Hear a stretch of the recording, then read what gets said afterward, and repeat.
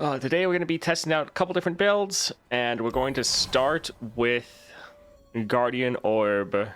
Ahri should be pretty simple and straightforward. It'll probably be pretty great. Yeah, this is what we'll start with. Hey, Grid.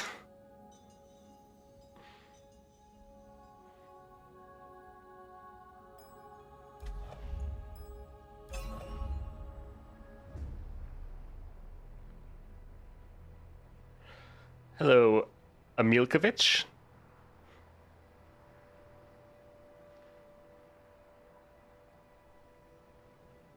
Simple, Ahri roll the strikes, then die. I mean, possibly. That's why we're getting a whole bunch of extra copies of her. Hello, Bob.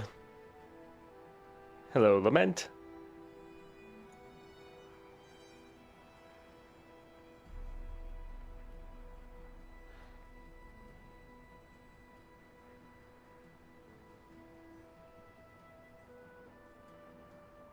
Hello, RE0. Let's go ahead and get started. So yeah, we're going to test out some different builds today with Ahri and Heimerdinger. The first one that I'm sure it's going to be pretty good is Echoing Spirit with Guardian Orb. Now, the reason we're pairing Echoing Spirit together is two reasons. For one, if we have more copies of Ahri, then she is more likely to get hit with the Guardian Orb.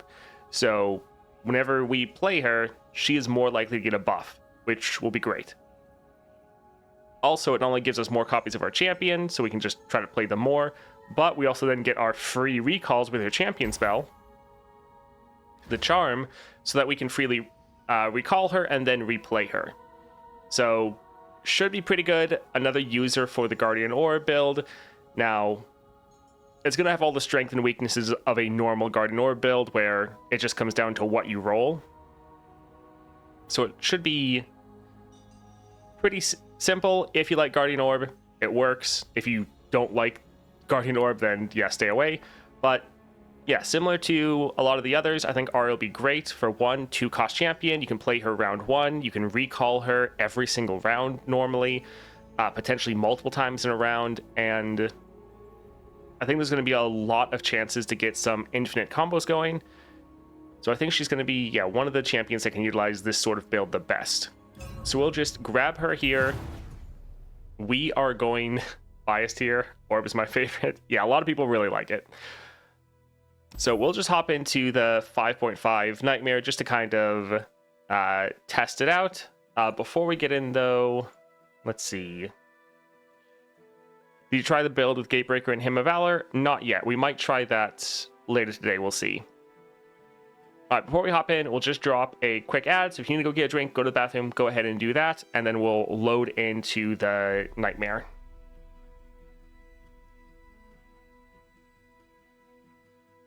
Or builds will be fun when animation speed will be introduced. Yes, that'll be nice.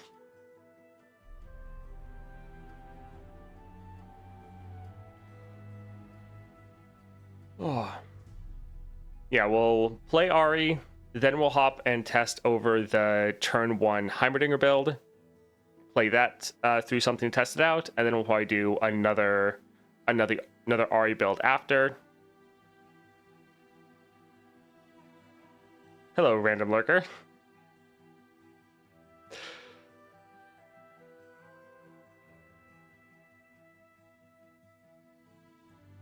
What do you think about the Living Weapon epic relic? Sadly, that is literally the only epic I don't have, so I haven't been able to test it out. But I think it should be fun. I think it could be pretty good on a solid amount of champions. I think it'll be pretty good for someone like Jax. I think for a lot of champions, it won't necessarily be their best relic, so it's not like going to outshine other options, but I think it will just be a different playstyle if you like to go for more scaling builds.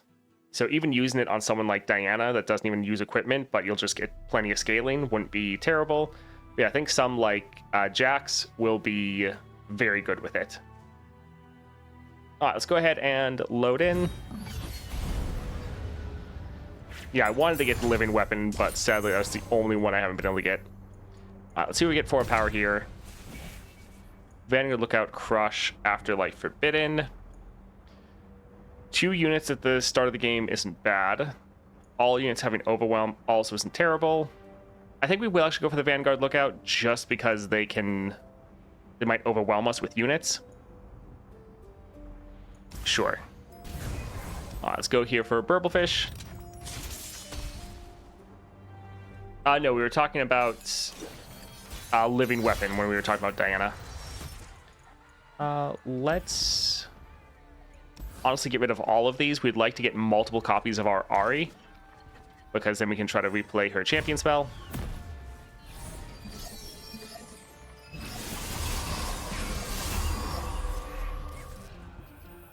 Alright, so we can drop our Ahri, see what we get. Alright, so Homecoming went down to a 1 cost. That's actually not terrible. Oh, so our Charm got a whole bunch of items on it. Interesting. That's... yeah, very interesting. Alright, we'll recall our Ahri. The forest and I are one. Okay, so our Charm keeps getting a bunch of upgrades. Yeah, these are 2 costs, so we wouldn't actually be able to do anything with them. We did get double attack and elusive, though, so that's not terrible. I think let's recall one of these again just to see what we get as far as these items. Be still.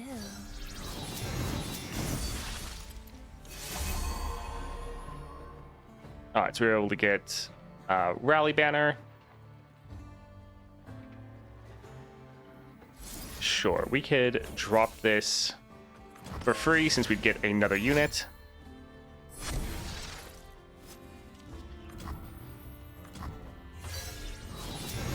Yeah, summoning a whole bunch of 0-cost champions. The forest surrounds us. Alright, so we'll just go ahead and attack like this.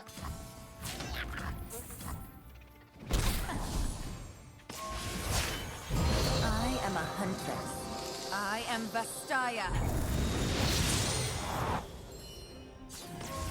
So that is one thing that's a little unlucky, our Charm getting a whole bunch of items.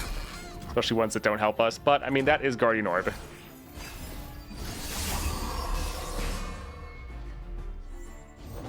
So pretty. Alright, let's recall our Ahri, because we can do that at focus speed, so we can then immediately replay her. Hopefully get something cool. Enchanting. Alright, so we could drop one of our other units, but it'd probably be good to get rid of one of theirs. One cost, 1 cost. We'd like to get rid of the coral creatures, but I don't think we'll be able to. Yeah, has to be less. No, we can just get rid of their cutthroat. I will make it beautiful. What's the best epic for Ahri in your opinion? I would say maybe Echoing. The problem is with a lot of epics for Ahri, you're pairing them with other cards, so there's not necessarily one that's just like stand out on itself better than everything else. One thing I really like with Echoing is it pairs well with multiple other builds, but I don't think there's like one epic you always need to have with her. But yeah, a lot of the different ones work really well with her. Her epic is nice. This one is good. Rageblade is solid. Well, not Rageblade, but the Fear Cleaving Axe, the better Rageblade. And Spectral Scissors is okay. We can go for Mighty Poro. Lost, are you? Disappointing. Scissors is terrible? I don't know how to say terrible. But that being said, you probably flayed her more than I have. I played Scissors once or twice, and it seemed fine. It definitely had some drawbacks, but it didn't seem terrible from what I tried. Hey, Jubilant, thank you for the bits. How does a Vestian Fox say goodbye? Arrivederci. Interesting. Yeah, the one problem with Scissors is it does fill up your hand, which is unfortunate. Eyes peeled. Oof. That is a lot of damage. We were trying to build out our board so Ahri could attack. Yeah, we're kind of having an issue where we haven't drawn any of our draw cards. So, not necessarily doing the best. That's the one downside of having Echoing, is you're more likely to draw your champion, but that can give you some downsides if that's the only thing you draw. Won't pass these walls. All right, let's go ahead and just drop this here.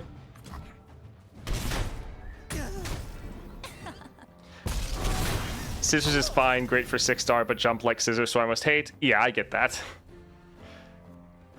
We actually won't be able to really recall anyone anymore. We can pass for now. Follow my song to safer harbor. That's my only pun.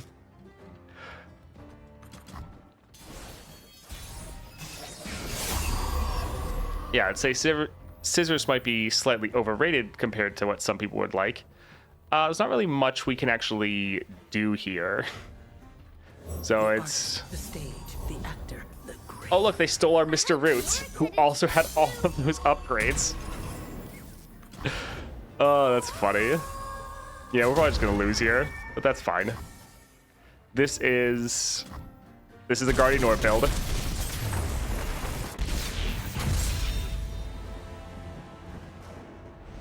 Old Scissors was godlike? Yeah.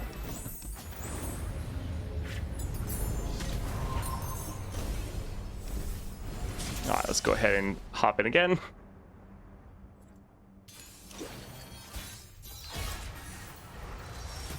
Yeah, I don't think this build is that good for Ahri. I think it's fine for Ahri, but like I said before, you just have the downsides that it's a Guardian Orb build, which means it's inherently much more random. So, Guardian Orb builds can look like the most broken thing in the game, but they can also look pretty terrible. The forest and I are one. Some people like that sort of randomness, others don't. Also, this is a pretty tough weekly nightmare. Like, it is a 5.5, and the modifiers are rough. Let's see. All right, we'll drop one of these.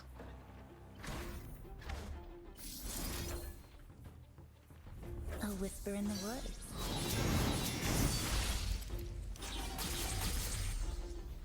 I go where the winds blow. For now. Follow my song. All right, so still not really gotten anything too good with our charms at all. Watch my post. All right, we'll just stack like this.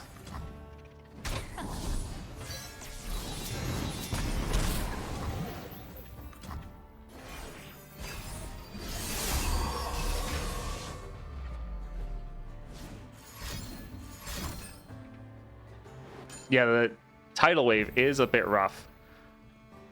So we could save our Ahri, but we could just drop another one. It's not the end of the world. We still have 2 more. If we drop our Homecoming, we won't be able to play anything else. And yeah, this is stunned, so recall, and it's not going to do too much.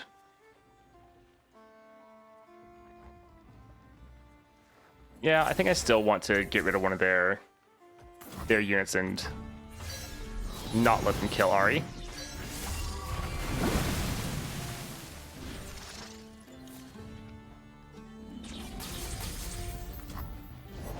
I give voice to the ocean's song. Alright, let's drop these here. Yeah, this might be... It's probably going to be a fun build that is solid for when you just want to have a good time and you're not doing her into anything overly challenging. Dancing drop, that's not too bad. We're kind of playing this first to try to bait out any spells.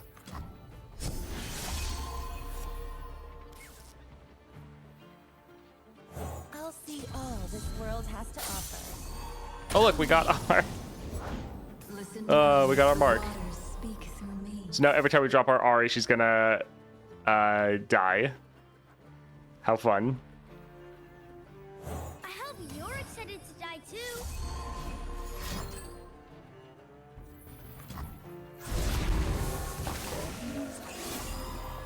You can count on me.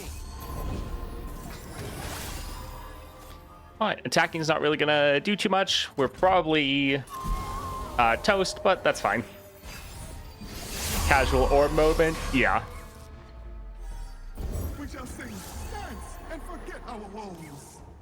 So yeah, Ahri's not big enough to really be able to do anything. I mean, she would give us a rally. When you put down roots, you choose a place to die. Alright, let's I see your soul. block some of these. And yeah, their units are just kind of scaling out of control now. We can recall this.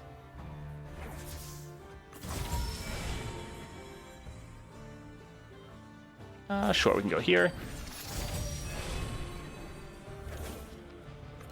Yeah, this is why we're just going through, testing out the different builds.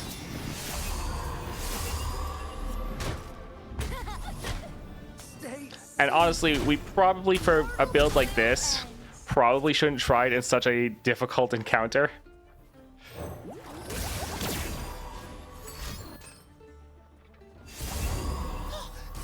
Alright, so we can play Ahri, but she will just immediately die. And she won't actually be able to kill anything. And like, she would give us another rally, but attacking... Yeah, not really gonna be anything we can do here. Now I hunt. Bright eyes and enchanting.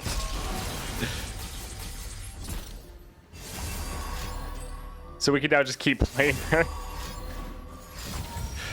Oh, they keep stealing. That is one thing that's really annoying, is they have ways to steal our cards, so then they can benefit from all the items we've gotten, which is very frustrating. We'll just keep suiciding our Ahri.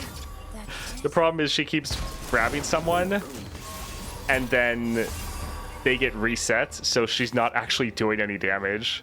We're just having to see if she gets anything better with the different items. Oh, so she got double strikes off. But they'll be able to attack. Oh, and steal another card. Alright, GG. Was fun to play around with.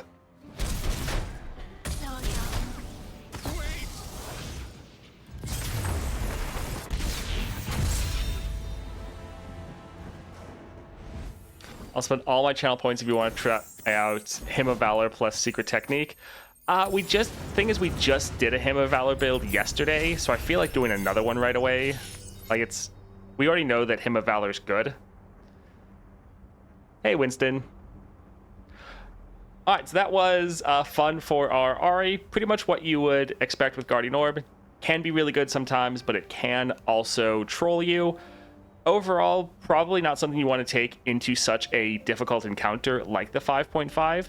I do think it still is going to work out pretty good for Ahri, especially if you're going to any, like, lower adventures that won't be quite as punishing, because especially this 5.5 has some pretty rough modifiers. But, yeah, fun. Probably not very competitive if you're trying to push high-end difficult challenges.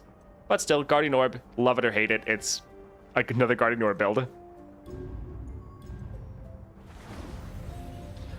Loaded Dice Heimer was at least fun. Interesting.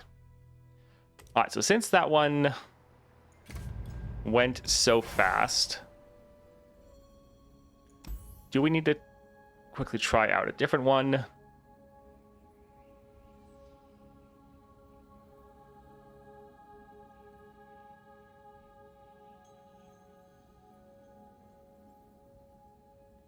What's your best Ahri build that's just for focusing on Ahri and doing damage? Like, yes, there are the scissors.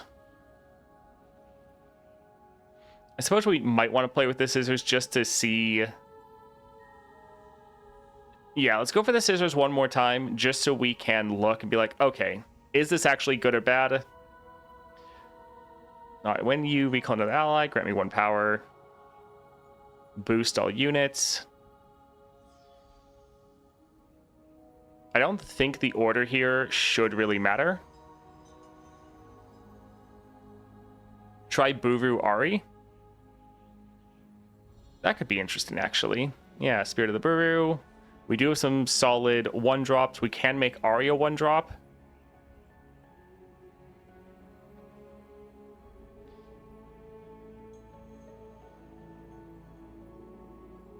Interesting. So you use Fear Cleaving Axe, Cease and Desist, and ET is not Echoing Spirit.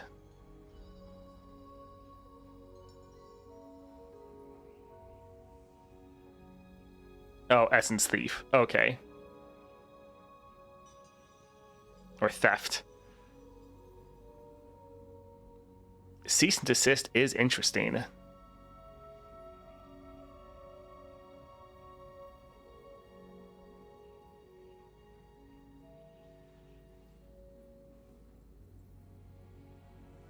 Who's your pick on the new champions again? I think both of them are pretty good. Cease and Desist is definitely an interesting one. Play, you have 10 plus power, give me barrier. Start a free attack, challenging the strongest enemy. So yeah, this will take a little bit to kick in.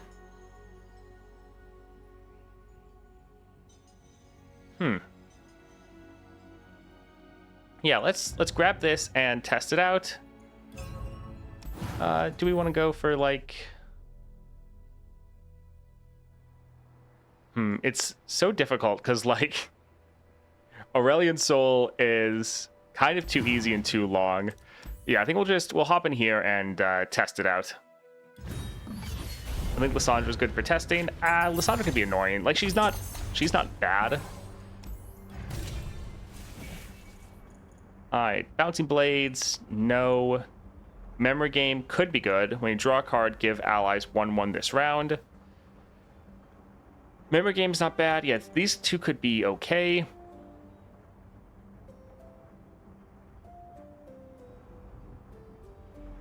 C&D with the common power that summons Sand Soldier is quite nice. Yeah, I think that'd be good. I think let's do a reroll. Fast deal deep cuts. I do like deep cuts. Mystic Meditation would be terrible. Yeah, this one's fun, especially with the deadly. All right, let's go for the messenger.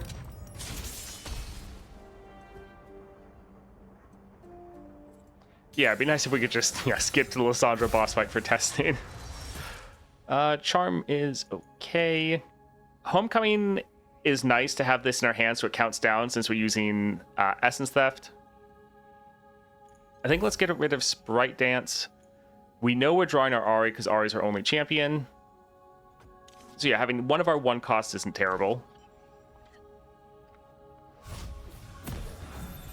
Deep Cut's also great with the 6-star. Yeah. Do you own the snow skin for Ahri? If that was in the 4-star bundle, then no, I didn't buy the 4-star bundle. If it's in the 5-star bundle, then yes. So if we drop Ahri, are we... Yeah, we're not going to want to recall her. So yeah, I was like, we should drop the Sparring Student first, but my mouse slipped. Oh well. So we can attack like this. Too slow. You don't hear me.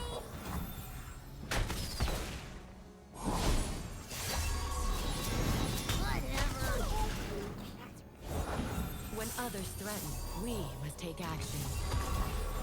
Yeah, I do like that there's so many different ways you can build Ahri, and each one, like while you still have the recalling baseline, they still are going to play very differently from each other. Yeah, that's a pretty sparkle fly.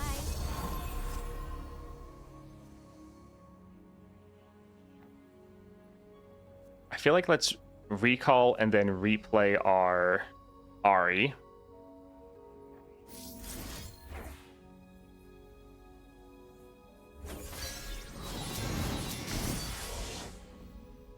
I go where the winds blow.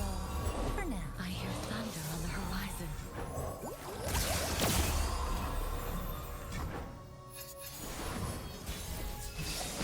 Alright, so the next time we play Ahri, she should be able to Like that. get a attack in.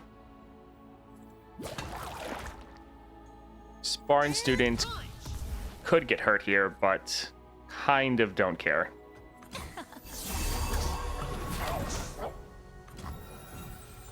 Alright, so we don't even need it. GG. Yeah, now we'd be able to trigger this cease and desist.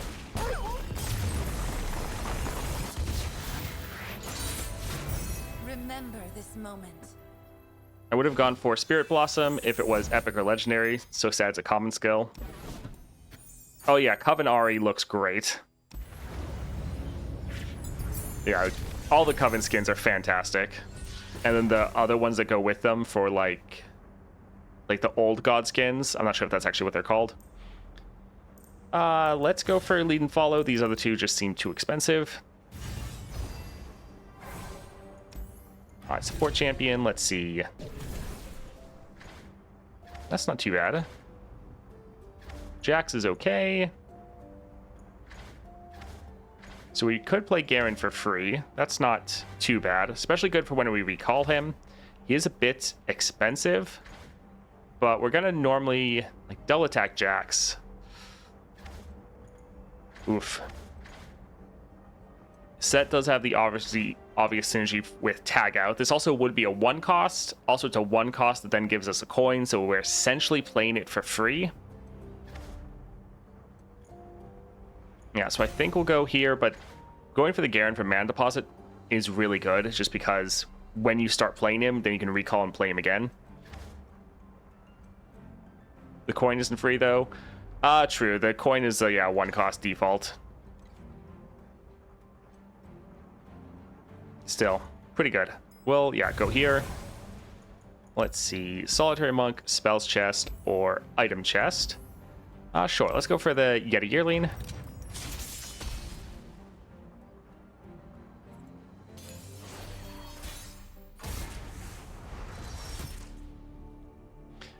Let's see. Let's give it to one of the charms, and let's get rid of the Maker. I like having Homecoming in our opening hand, and having the 1 cheap recall is also nice.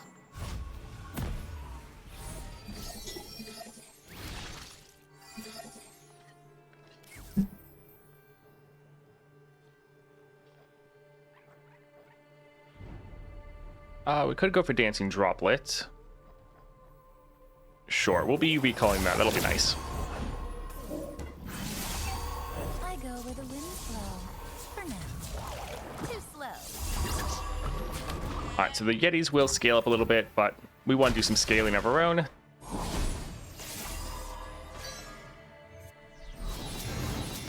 And then I do love the fact that Dancing Droplet gets both of these satchels on them.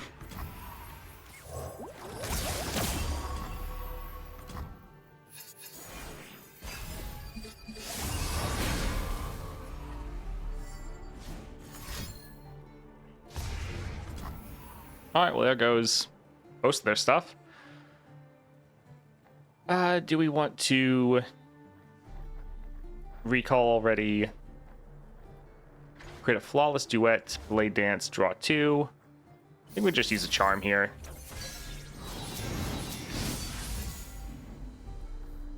Wild hearts should run free.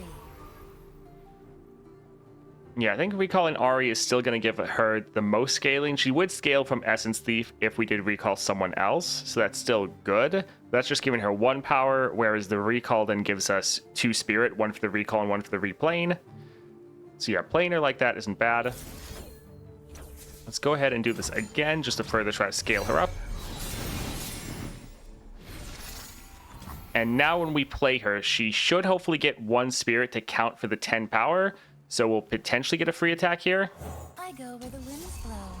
For Nope, okay, it doesn't work like that. Some seek a path, So it calculates your power because it's a play effect, and the other one's probably considered summon. Oh, well. Like that. Oh, we'll just attack like this. So yeah, I see how Cease and Desist could be fun, but so far it hasn't really been needed. Cease and Desist doesn't trigger if you play 9-power Ahri. Remember this moment. Yeah, noticed. I was hoping the summon would kick in so that it would count, but not quite.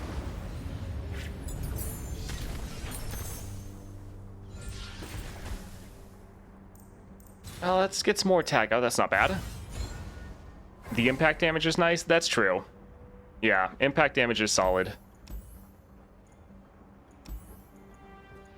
Yeah, we can go for the item chest. Extra spirit, spell shield, when I'm summoned, create a fleeting copy of me. We're probably not going to want to play this back to back. I think we can go for Spartan Student. Let's go for Stagehand. I guess the Cease and Desist is decent with that impact, because then it's like, if the game does go long enough where you do trigger the free attack, that's great. But yeah, the free attack isn't as necessary then. Let's get rid of the accountant. And yeah, I'm okay with this.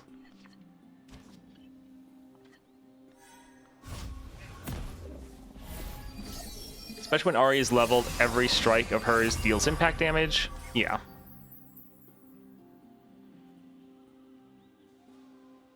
Alright, so looks like no Ahri. Feels bad. My friend and I. But we can go fishing.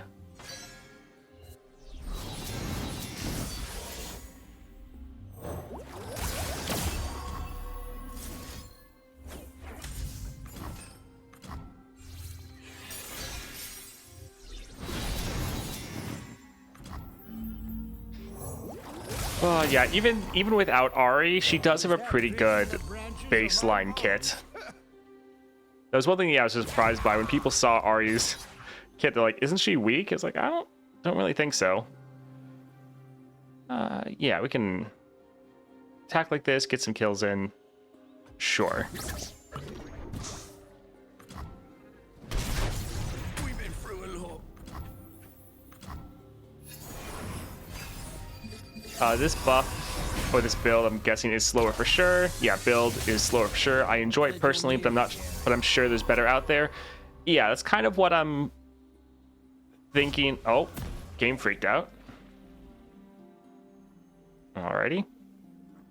That's kind of what I'm thinking as well.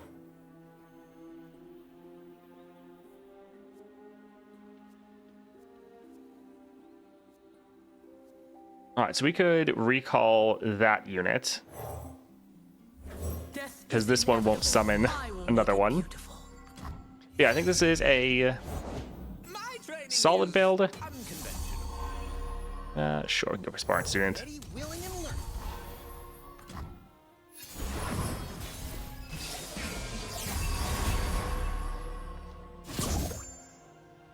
And also with Ahri, there might not be a just like best build for all situations, which I think would be pretty good.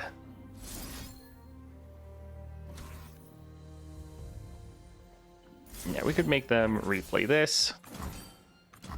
It's kind of nice when there isn't just always like the best build for a champion. Like, it does make things simple when you play them, but it's nice when there's a little bit of flexibility.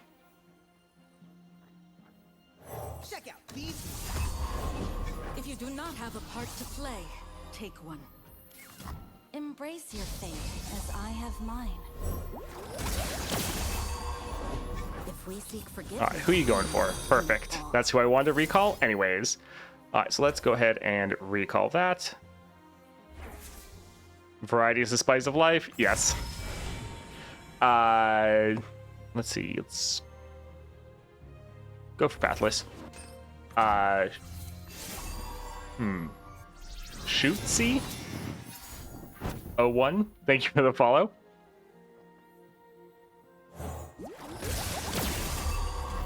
Alright, we can get rid of this one here. Some seek a path, others a foe.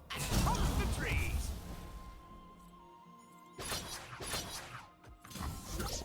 This is my only chance. Alright, GG. Crime didn't pay. You left foot, left foot. Oh. To be honest, Ahri's 2-star is much more loaded than the average champion's 2-star.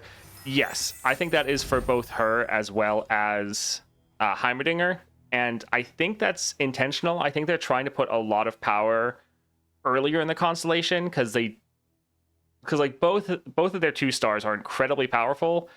I feel like they don't want people to feel like so much power is locked later in the tree.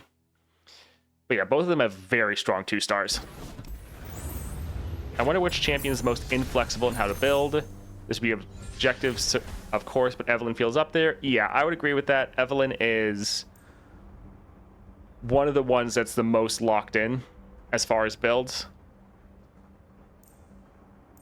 Oh, that one's too expensive. I don't really like equipment, but I guess we'll go for it. We could use a reroll here, to be honest. Summon a Dragonling.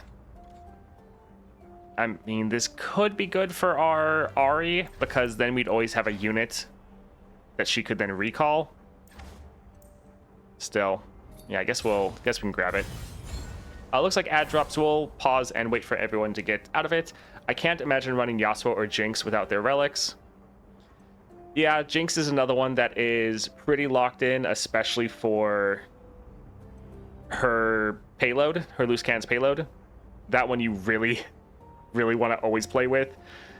Same with, yeah, Yasuo with his Tempest Blade. Pretty much whatever build you're going for him, you're using that. There definitely are some champions that they do have a like best build in almost all situations. But it's nice that there's some champions like, I think Ahri, where there's some flexibility. I mean, we'll see though. With a different testing, we might just find, okay, this build in all circumstances happens to be better than others.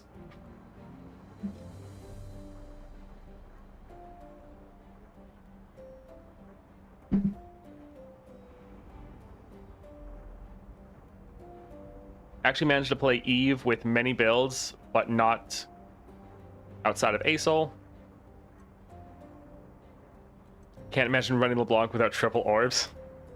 I mean, you should try doing double orbs plus echoing. It does increase the consistency of getting your champion to get all the buffs a lot better, and also then makes it easier to play your champion.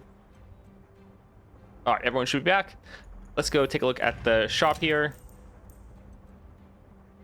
All right, gain more tag outs, not bad. Also summons us a unit. Draw a card. We do have ways to manually get some more draw. So, sure. We can grab both of these. Let's go for the healer. I don't think we really need lead and follow. Like, we already have multiple other ways to get a recall. Like, yes, it is cheap, which isn't bad. But yeah, we have so many other recall spells. Could get rid of the accountant. But yeah, I think let's get rid of this. Alright, Fiora. I would cut down the opposition. Varus without him and Secret Technique just feels meh. I mean, Varus in general feels kind of meh, which is so sad because on paper it looks like he has such crazy powers. We can get rid of Mr. Root since we have Dancing Droplet. And actually Sparring Student again since we have Dancing Droplet. It is really nice to have one of our draw units and then also one of our one costs. So Dancing Droplet's kind of one of the best cards for you to draw at the start.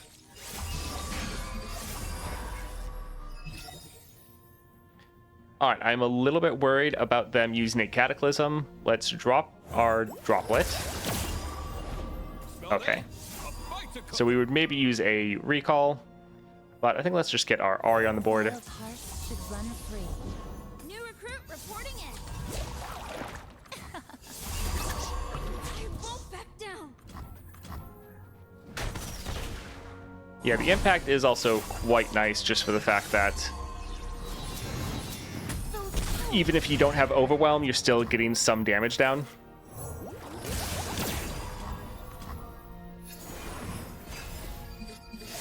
I had 70 Targon duck feet. That's a lot. That's a lot. I want Zoe Constellation next patch. Spend my Targon currencies. Yeah, that would be pretty solid. All right, so we could use a Spirit Dance, but we could also go like this.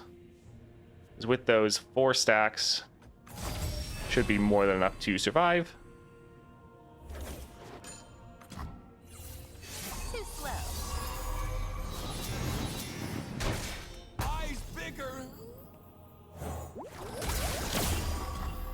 All right, and now we can actually recall our Ahri. I think let's use our, well, this one is focus speed, but that probably doesn't matter. So sure, we can go for the tag out.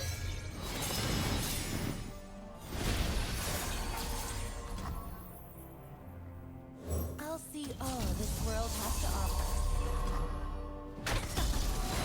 Yeah, definitely having the Emperor's Dais, or Dais, would be pretty solid.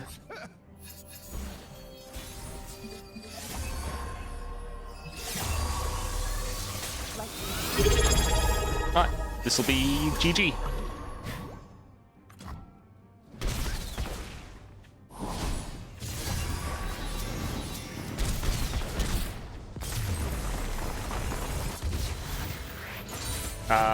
Remember this moment. Elise Zayflee? That is quite an interesting one. Thank you for the subscribe. I appreciate the support. First time sub, enjoying your YouTube videos. They do indeed make my day better. Fantastic. Happy to hear that. Wouldn't mind Warwick as a more unit-focused version of Swain. Units get stronger the less health the Nexus has, plus he'd be an Arcane. Yeah, that would be a cool way to try to do that. Consuming Wrath actually would be pretty solid here. No, we wouldn't be able to block, but we don't necessarily do that too often with our Ahri. And then this way, we're much more likely to trigger our cease and desist. So sure, let's go ahead and grab this. This way, we only really probably need to recall her like once. Sharing is carrying. This is one of the most broken powers for Ahri. It's so good. Definitely going to need to throw that in the guide. All right, item chest or spell or like cut a card. I think we probably actually cut a card, to be honest. When a unit summons, shuffle its stats. Sure.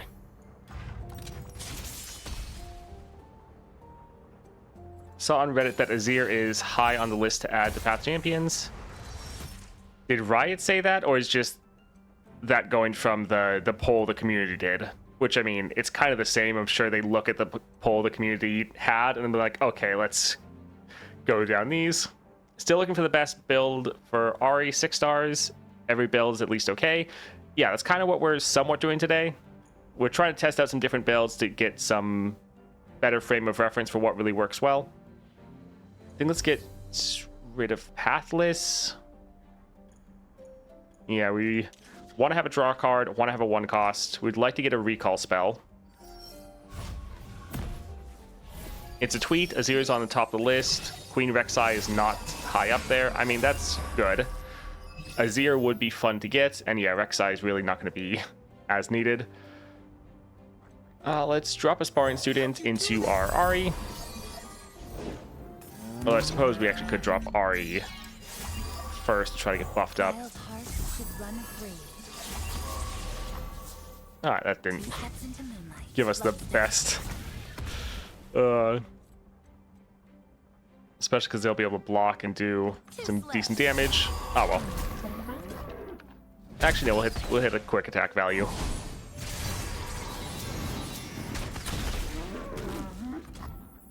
Check out these.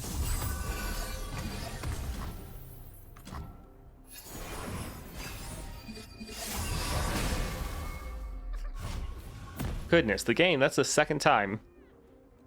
It is really struggling today. Let's go for a tag out. Let's try to recall our Ahri. Hopefully hit the cease and desist threshold. I mean, we are above it, but with this the stats switching around. But this is a summon effect. I think this counts more as a play effect. Yeah, so it should trigger regardless. For now.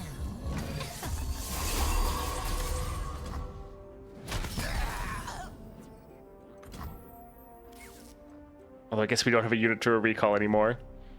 Let's still drop this here. Light but our sun, no god but a seer.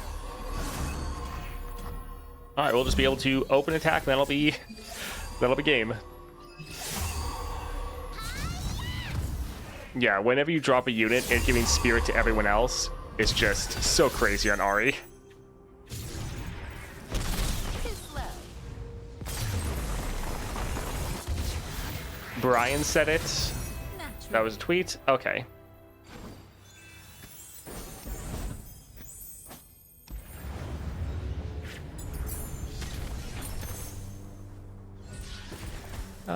Storm calling could be fun. That could make our Ahri cost nothing. Yeah, this would normally be free, but yeah, charm's good. Let's get rid of the accountant. We're normally not going to play it. Let's see as far as a shop here. I don't think we have any slow spells.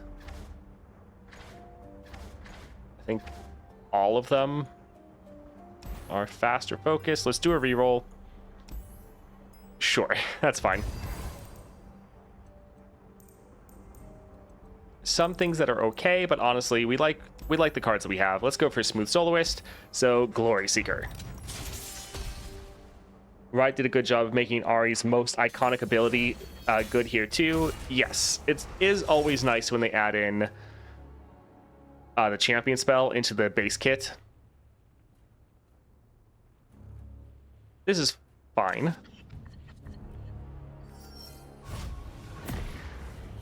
And now impact 2 since Ahri's giving everyone impact. Yes.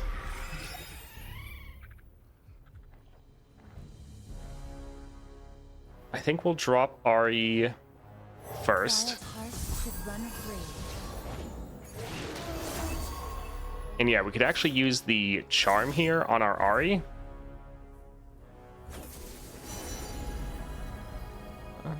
Sure. Because with the manifesting, she's going to cost nothing, so we can immediately play her and actually trigger First and die our attack. So cease and desist triggering round 1, pretty good. I stand for nonsense. The forest surrounds us.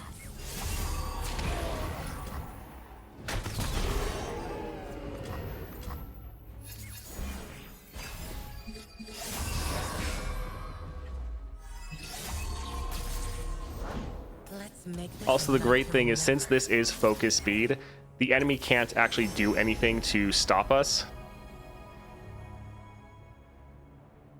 remember. Be still.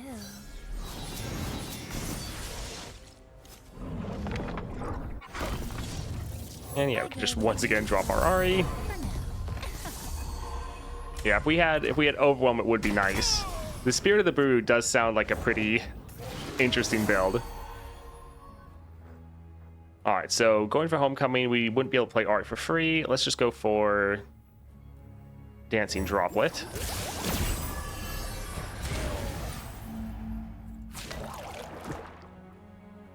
I think I'd rather actually just take the damage. Sentience is a curse.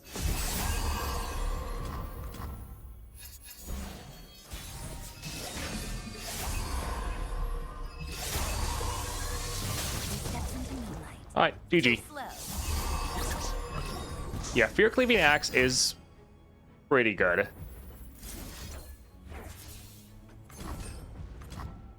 Being able to buff up or boost your entire board, since they're all guaranteed to have spirit, essentially, from your star powers, at least if you have 3 stars, quite nice.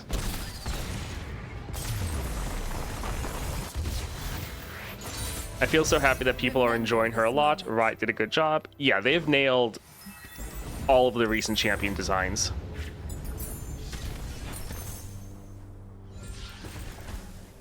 Alright, so this will pretty much always be free. Because, yeah, we're always drawing at least 1 card. Summon an ally, deal 1 to the enemy nexus. First card you play each round costs 1 less for each 20 cards in your deck. We only get 1 cost reduction from this, which isn't a lot. It would, like, maybe let us play our Ahri one more time, which is okay. I think we can probably do better. Yeah. And yeah, go for like Grander Plaza. This will be fun. Gearing up isn't bad, but Grander Plaza is pretty much always the right option. Now, this is temporary, so the stats we won't be able to keep, but the keywords we will.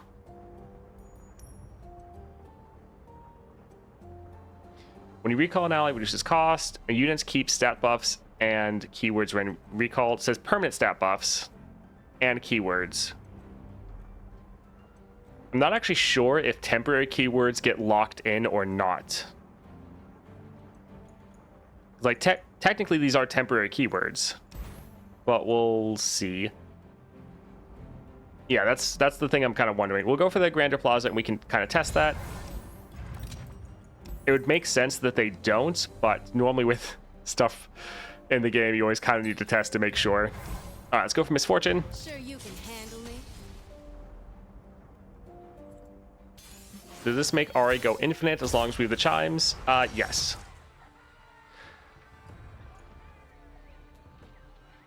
Let's actually get rid of a couple of these. Well, it is our draw. We should draw Ahri, right? We have a lot of copies of her. Should be fine. I think I read it on Reddit that they do, but we'll see. I mean, yeah, you always need to take everything from Reddit with a grain of salt as well. Alright, so we'll drop our Ahri. It found you funny. I was going to say the same. Alright, so we got Challenger and Elusive, which we normally shouldn't have. So let's recall. Sure.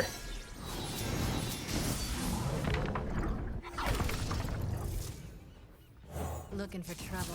So the Challenger we're going to have again because of the other one. Say the same. Yeah, looks like we don't have Elusive anymore, so no, we don't keep them, which makes sense. Just like we practiced.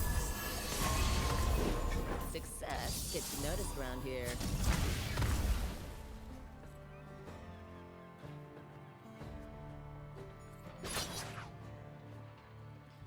Yeah, it is a little sad. We do have Brash, but they all have enough health.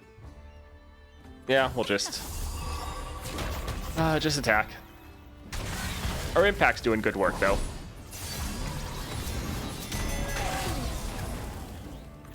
Although one thing that will be actually saved is when we drop a unit, what they give to other units will be saved from the sharing is caring.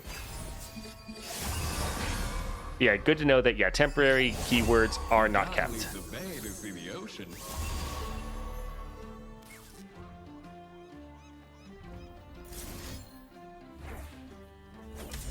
Sure, let's recall our Ahri and then be able to drop her and get another attack in. Too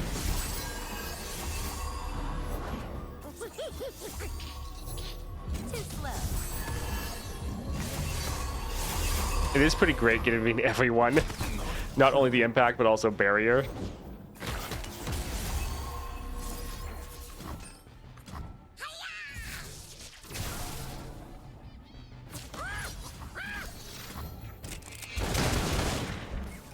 This is, yeah, 5-star Ahri. We could play other things, but it shouldn't really matter. The impact alone should be able to end here. 2 steps into moonlight.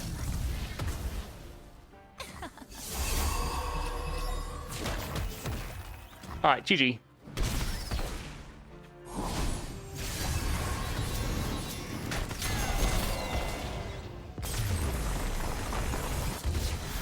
Five stars and all bonus upgrades. Yes. So we have everything except gemstones and the 6-star.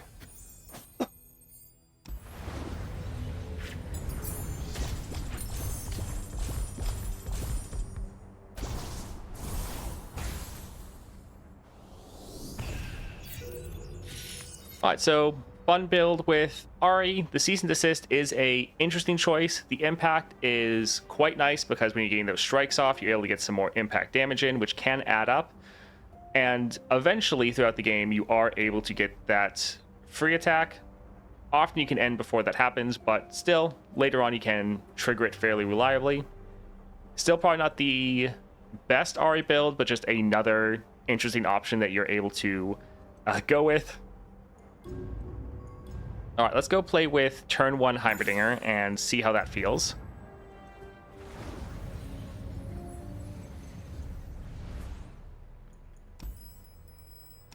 All right, so we have Heimerdinger. Again, for the constellation, we have everything except the... Like, we have all the stars except the 6-star. And then we have the bonus nodes other than the gemstones. And for the build we're going with, we're going to test out Raven Army plus Pack Powder, so we can get turn 1 Heimerdinger, which is going to be very good, so we can start generating turrets. And then also have a little bit of scaling and sustain, which is nice. And then also his relic, so that the Nexus having tough, which that alone is so nice to have, actually. Like, we're choosing it for the last part, the I am tech, so that Heimerdinger can get the bonuses from his star powers. But the Nexus having tough is really nice on its own. So, like, all of these, there's like one reason why we're choosing each of them, but then each of them also have a secondary, just nice to have little bonus as well. Like the scaling, not why we're doing it, but it's nice. The fact that this is draining 5 from the enemy Nexus and not just triggering our plunder, also nice. And then this having tough, really good, especially both of these, the Raven Army and the defense spending, means that our Heimerdinger has really good sustain. We might test out another Ahri build today, but we just kind of did 2 back-to-back. Please, also non-pay-to-win builds. I mean, yeah, we are going to work on rare relic builds, but everyone is also asking what rare relics to run, so we'll be testing that out right now. Because, yeah, when we first played him, all the builds we were using at first was no epics. I do actually like the 4.5 for testing, so let's just hop in here.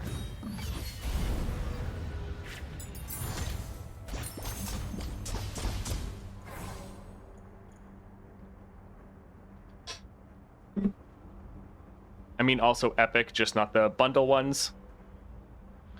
Let's go for power. So, Yips is actually a bit of an issue because a lot of our units... Yeah, a lot of our units are 0 cost, not 1 cost. Also, if you want to use the same build, I would say just swap out defense spending for the Beast Within. That's another solid option to throw on because you're giving all units 1/1. Anyways, for the Yips, I don't think this would actually trigger for the vast majority of our units because our turrets are all 0 cost. So 0 cost don't trigger Yips at all. At least I don't believe they do. So yeah, Yips definitely needs the Buru treatment, so that's a little sad. Explosive Finale, we have some removal. Like, our Aftershock is actually pretty good. We do have the Hexbliterator, although this one wouldn't actually count because it obliterates the unit instead of killing them. So this could be something we build around, but I think we'll use a reroll here. Round start rally is pretty solid. Yeah, let's go and try to put the pressure on. All right, let's go for Songstress.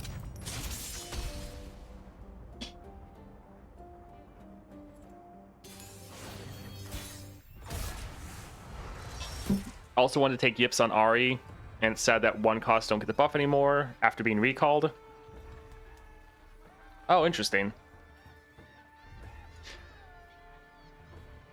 Alright, we know we're drawing our champion, and since we're drawing our champion, having just a bunch of spells is actually fine. Because right now, Heimerdinger is the only one we have, so that triggers our Plunder effect. So yeah, we can just drop our Heimerdinger. and then we'll just pass for the round, but we can play some other things like our spells next round, which will be pretty nice. No, we don't want to attack because they'll block with their Great Mother.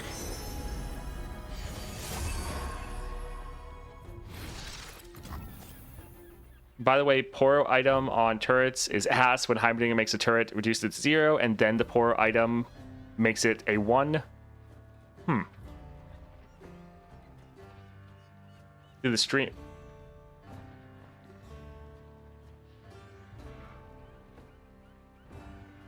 I'm seeing chat.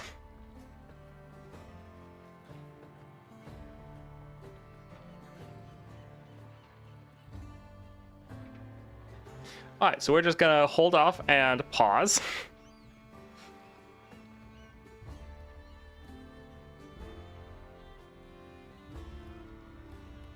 Everyone good? Everyone back?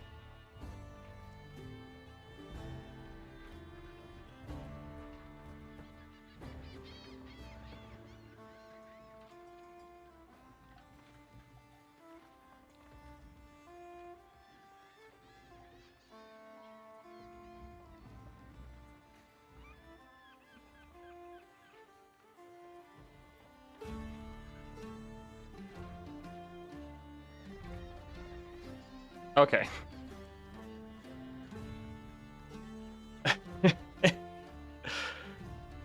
I think everyone should be back. I think everything is good. Yeah, I think we're fine. Alright, that was a little scary. So we're not going to attack because we don't want to get killed by the Great Mother. So we'll end.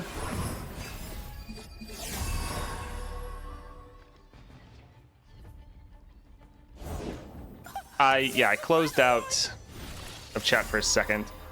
Was that Twitch or your internet? I think that was Twitch. My internet didn't seem to go down.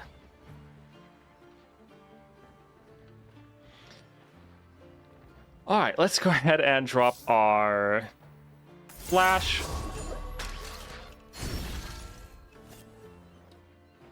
So this is going to give us 4. Could kill a unit. Sure, we can drop this here.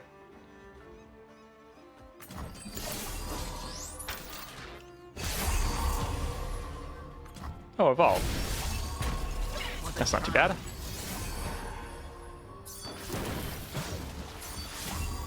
Alright, let's drop the scrap traption. Alright, so we will block here and here. Ooh, that knock him down is rough, though. We need to protect our Heimerdinger. Although this is a 1 cost, so they shouldn't be able to play it. Still a little rough having him get this low. But we'll be able to build out our board. This is kind of the great thing with Heimerdinger. Having him on the board round 1 is so good.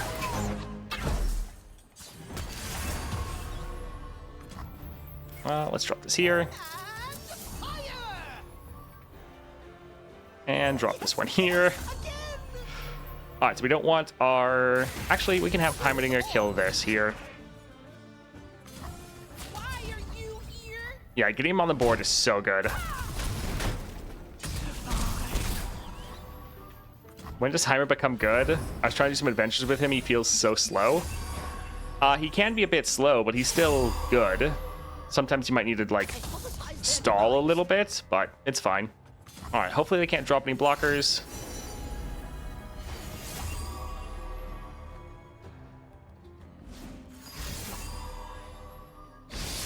Aw, that's... Oh, that's sad. Almost GG.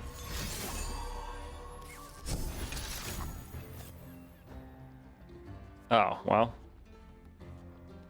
If they play anything, we actually wouldn't mind killing it.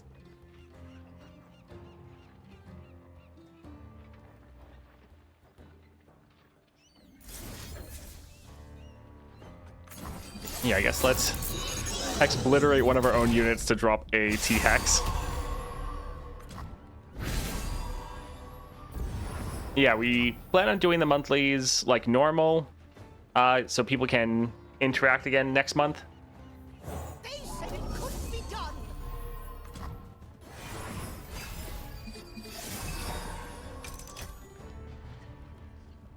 With the on-screen chat being dead, I'm famous now. Ruination, kill all units. How fun. Let's drop a flash.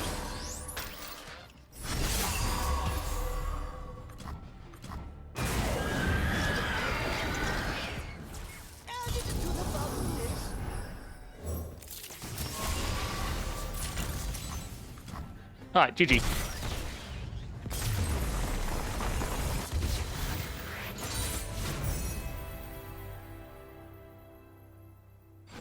Yeah, chat on screen is frozen. That is a little annoying. But that's an add-in from... Like, has to go through Twitch, so maybe something is messed up on their side. Suppose I'll just turn it off for now so it does not actually do anything.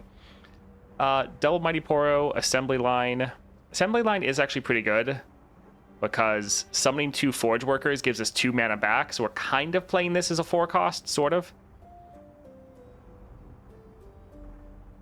Sure, we can grab that. Does someone here know what happened with Power Cuties? I used his Google Doc for relics, but he didn't update for Ahri Heimer. Hasn't streamed in a week. I have no idea. Support champion. Set.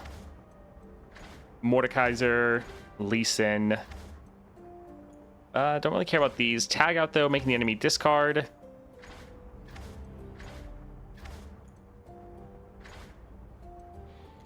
Give us 2 spells to play, which gives us 2 units, which, since we have our Heimerdinger on the board turn 1, is solid.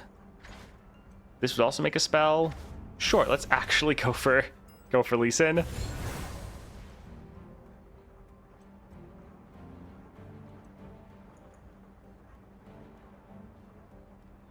Now we can hide our secrets from YouTube people. Oh.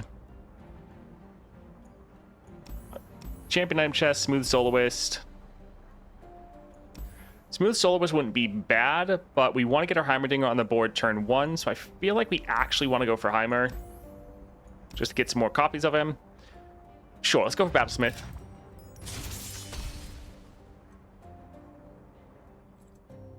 Hey YouTube, there's an upcoming Ahri guide. I mean, yeah, although I'm actually having to travel this weekend, and normally on the weekend is when I do the work on the guides, because during the week I'm just focusing on getting normal videos out and I don't have a lot of other time. So yeah, it's gonna be a struggle getting it out. This is fine. Heimerdinger, bunch of spells, 1 other unit. Yeah, this is okay.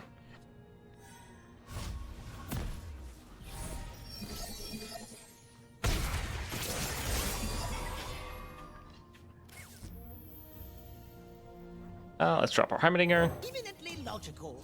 Guys, is the battle pass worth the money? I was wondering to buy it or not. If you want to support the game, yes, it's a good value for money if you play Path of Champions, and if it looks good to you, it's worth getting.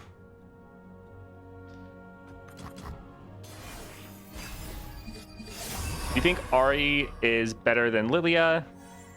And is Heimer better than Jace or Kate? I would say Heimer is probably better than Caitlyn. I think Jace, especially if you have him at 6 stars, is probably stronger. And even below 6 stars, I think he's more consistent. Right now, Heimerdinger can high roll and get crazy big buffs, but with Jace, you can consistently end right at the normal time, and you pretty much always know what you're getting. As far as Ahri being better than Lilia, I'm not sure yet. I'm not confident to say that she's not better, but I'm also not confident to say she is. I think they're both pretty similar and both pretty strong, but yeah, I'm not confident saying one is actually better than the other yet.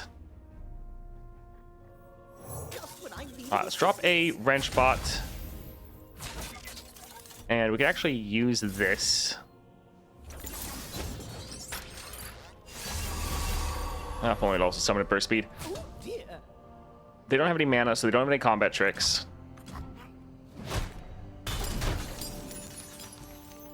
Let's just work on building out our board. Yeah, having a turn 1 Heimerdinger is So nice.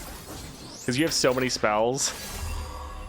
Requires just 1.21 gigahertz. Every time you play a spell, you get a free card, which then gives you more mana. Let's actually go for the Aftershock here. And kill the Battlesmith.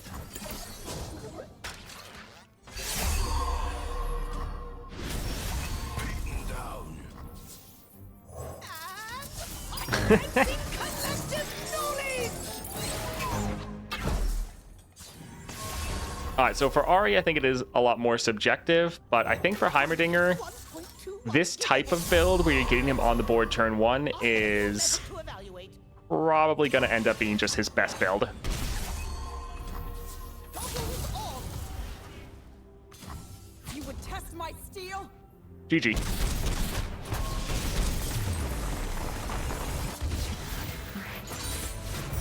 Truly remarkable. You think that the Ahri or Heimerdinger relic is worth it? The Ahri relic is nice for Ahri. I don't think it's all at the point where it's like it feels necessary. Like for the Caitlyn one, that one felt a lot more necessary. For the Ahri one, I don't think that's the case. I think it's fine. It's a good relic for her, but it's not at all needed. All right, ad drop. So we're gonna finish that thought in a moment when everyone's back.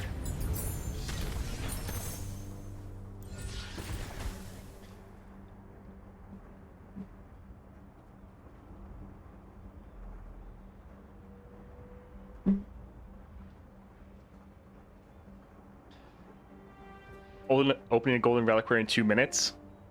Good luck. Hope you get something good. Yeah, I think while we still like about a minute left, I'll quickly run to the bathroom.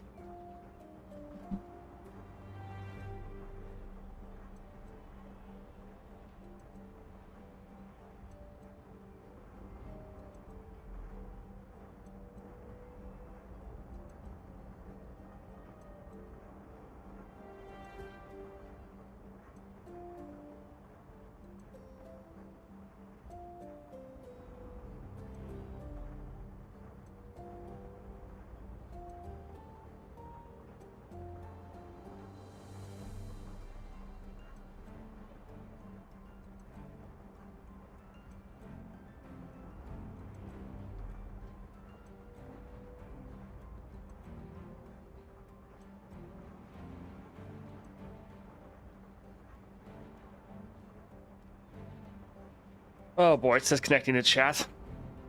Oh man.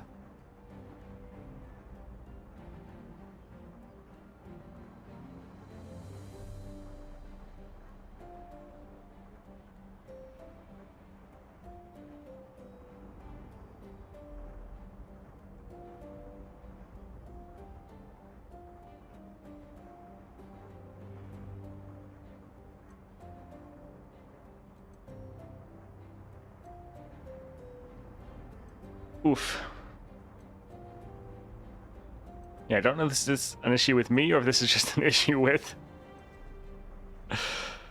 Twitch. Well.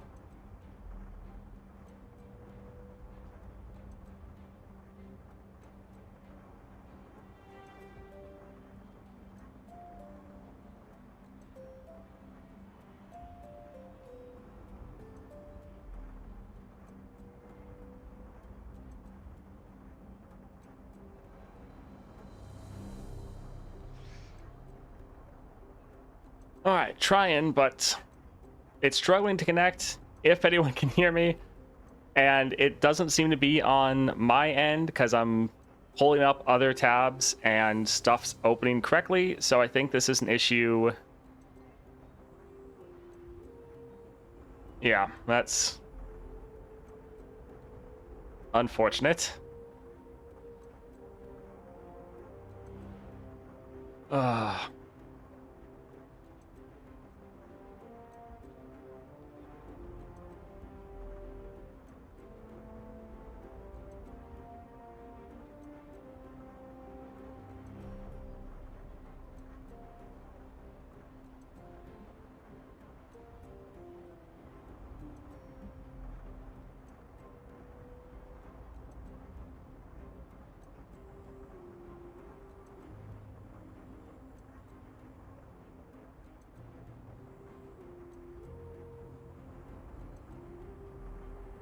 Hello?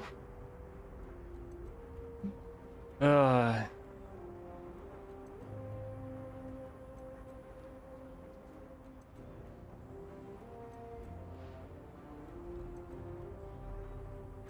Alright, it's maybe working again, so if you can see me, let me know in chat. Also try to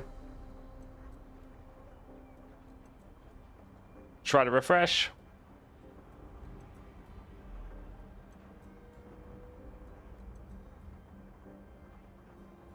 Okay, hello everyone.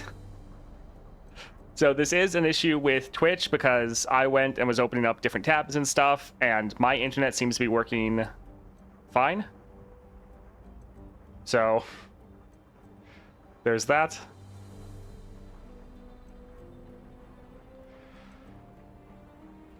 All right, we'll keep trying here then. But yeah, we'll see if it dies. All right, I guess. Dragon Ambush isn't bad. Time Winder is fine. Getting a turret like this, also getting the tech upgrade, doesn't really matter. Yeah, I think let's just go for Time Winder. Relatively cheap spell, not too bad. Hello, Grape. Sadly, our internet is struggling. +1 Brash, Overwhelm.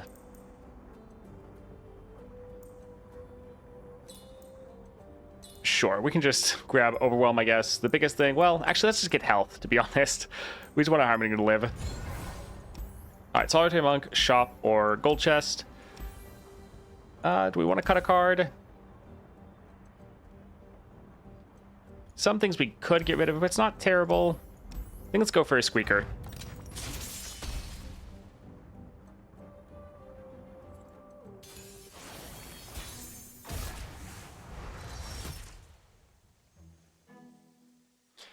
All right, let's go ahead and get rid of a couple of these. We'll hold on the Lee Sin to increase our odds of drawing our other ones.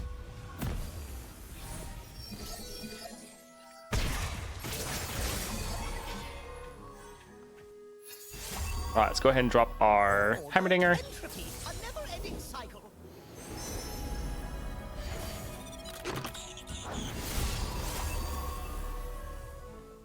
And we can actually attack since both of them are pretty weak.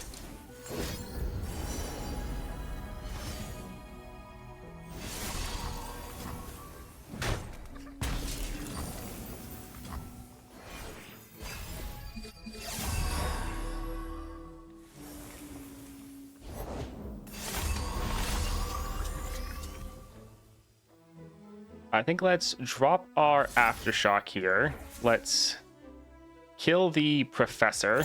Also, I would love it if they made a Mecha Yordle deck. That'd be great.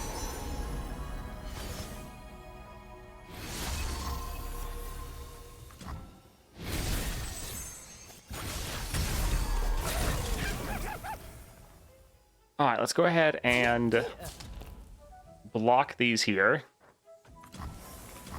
Glad we got that little bit of extra health for our Heimerdinger, otherwise he wouldn't have been able to take that block.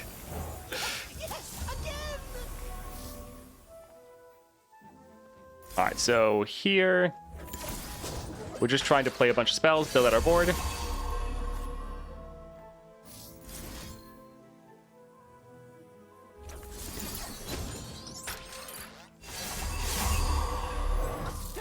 His 2-star is insane.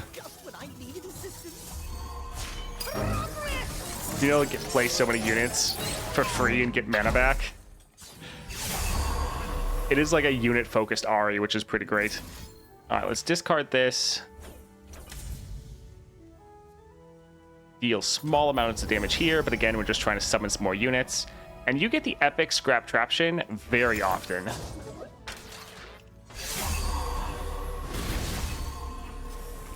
All right, let's go ahead and drop this here.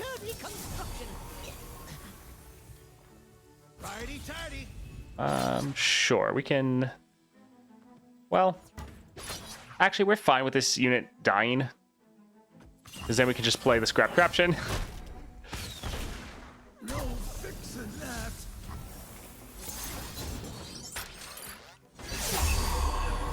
I hypothesize their demise. Yeah, Heimerdinger is pretty solid, but at the same time, he's so inconsistent with getting those big buffs. Yeah, we can drop this here.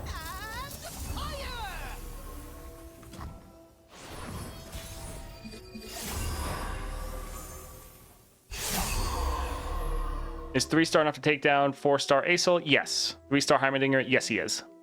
I actually have a video of that if you wanted to see. I actually took down Swain with 3-star Heimerdinger.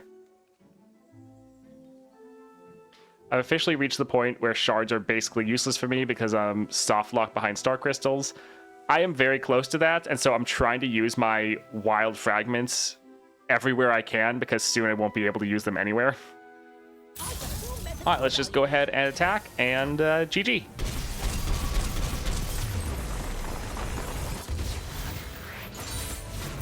I've gotten to Aesol twice on 3-star Heimerdinger, but I can't finish. Takes time to set him up, and he doesn't kill lots of giant units. Yeah, with Heimerdinger, it can be a little rough. I know I got shut down once by Perfected Mana Flow Aesol, so that was not great.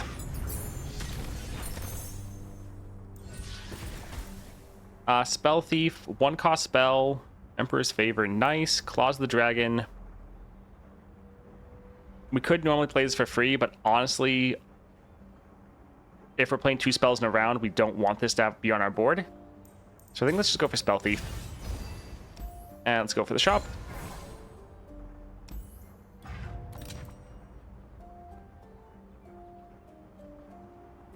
I defeated Perfected Manifold Ace with my level 1 Heimerdinger. Sure, jump. Let's see. Endurance, not bad. Wind Up Shredder. Also solid, because at 0 cost, we get 1 mana back for playing this, so it's actually not terrible. Yeah, we can get that. And sure, I'm fine with that. This is actually the card we're going to summon with our 6 cost, or 6-star. We can get rid of Claws of the Dragon, that's okay. And go for Fiora. I would gut down the opposition.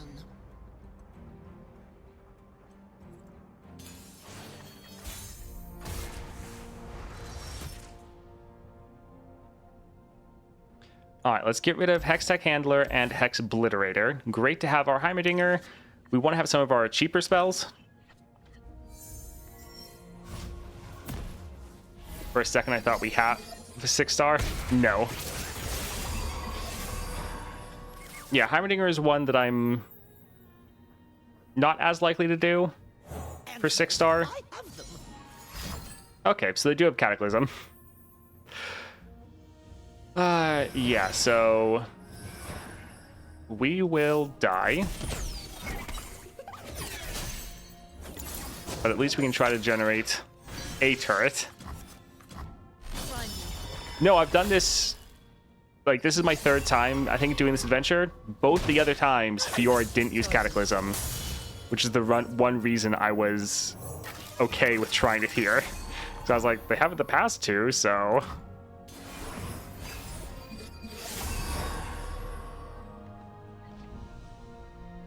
Oh, we're 1 away. Soldiers, to me.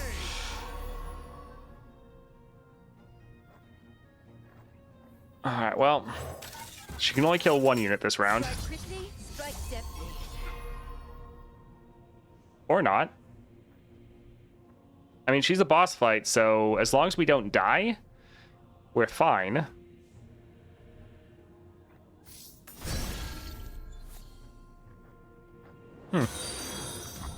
Alright.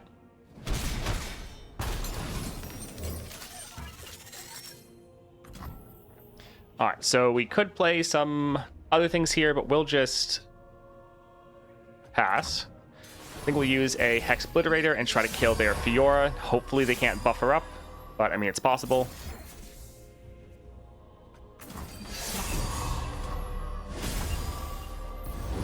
Always 2 steps ahead. Well, yeah, that's expected. New recruit reporting in. All right, let's go ahead and kill that one. This is just doing 4, yeah. Oh boy, we got the Formidable. Yay. The Formidable actually can be okay. But it can also really screw you up. Yeah, I don't think I've seen pretty much any of those like epic Heimerdinger upgrades. Like I see people posting about them on Reddit and Twitter and everything. It's just like, haven't seen them. Sure. Let's use this kind of to troll their Fiora. Just make sure she can't get a kill. Let's look at how close we are. Okay, so we just triggered it. Details are key. All right, looks like GG. Nice.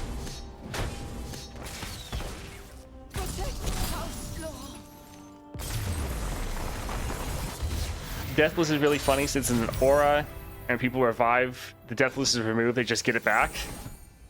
Nice.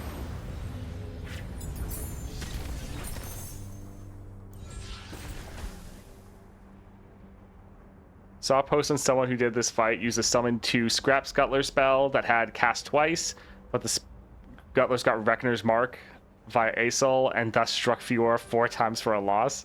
That is pretty hilarious. I think let's go for Spell Shield. Again, just trying to protect our Heimerdinger. The draw wouldn't be bad, but we just want him to stay on the board and survive. Very much similar to Vhagar, except here we have the chance to scale up higher. Shield's not bad, but we probably won't need the sustain. Chrono Break also not bad, but I think we'll just go for the game plan. And sure, let's go up for the Poro.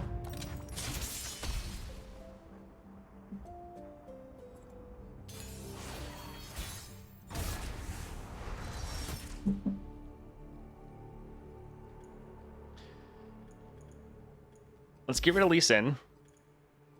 And I guess we'll hold on to the other 2. They're not great, but spell, unit that generates a spell.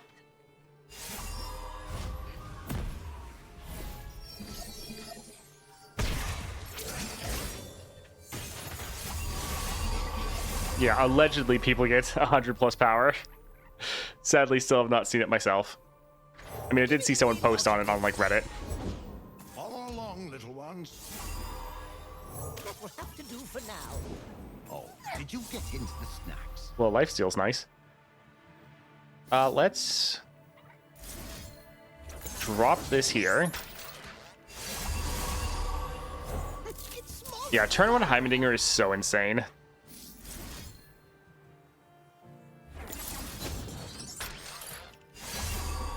Because you can just keep playing units for free and you just keep getting mana back. I have a new method to evaluate. Sure, this is will die. We could wait for it to kind of scale up, but I think we're fine. What have Boros done to you?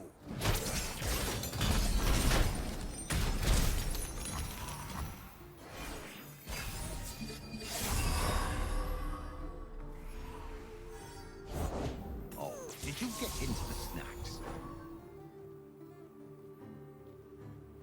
All right, let's drop Flash of Brilliance.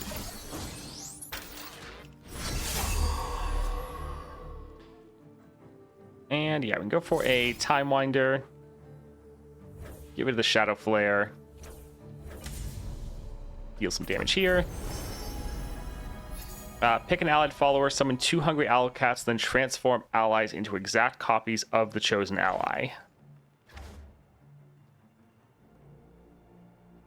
Interesting.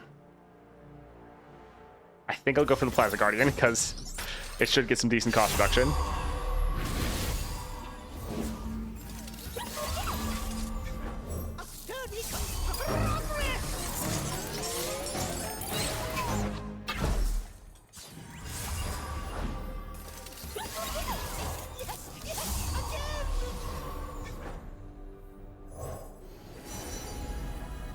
Two to anything, your opponent discards their highest cost card. 2 to anything could give us a kill. Sure. Astounding curiosity. All right, so let's go ahead and kill that. Easy does it. We'll let our Anticipated outcome. Heimerdinger go there. All right, looks solid. Yeah, turn 1 Heimerdinger is so crazy. It does make him feel so much stronger.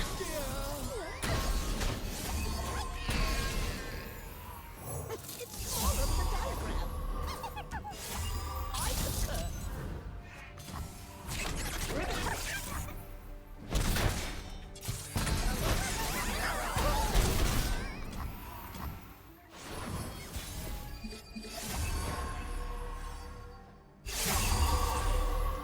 All right, well, we can just attack again, and GG. Looks like his strongest build. Yes, I think going for, especially the Pack Powder and Raven Army, just to get him on the board turn 1, is going to be his strongest. Truly remarkable.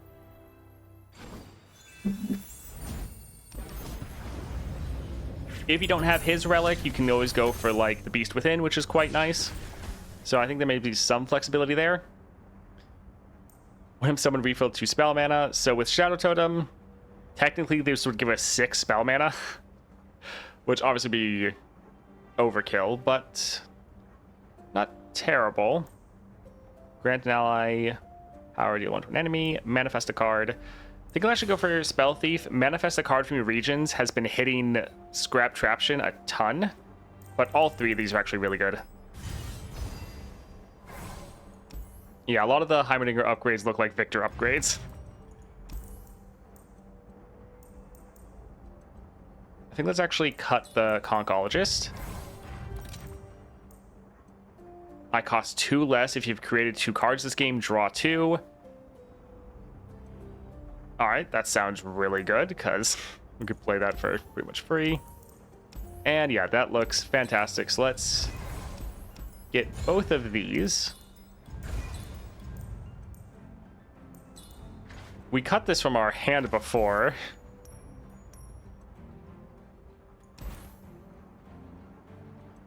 I think we're fine. Yeah, some of these are decent, but I think we're good.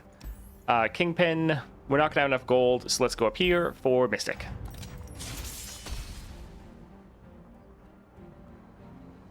Spell Thief to create 3 cards. Time to have no hand space. Yeah, but normally with the cards we create, we're able to play them pretty quickly. Let's get rid of Assembly Line, and we can hold on to the rest. We like the fact this is generating a bunch of created cards for us.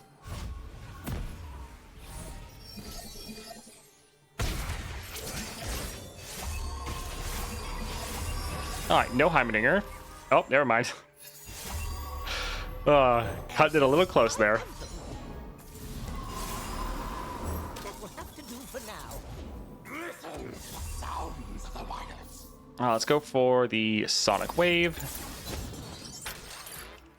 which is just so good at giving us 2 spells, and then by playing the first one, it gives us enough mana for the second one.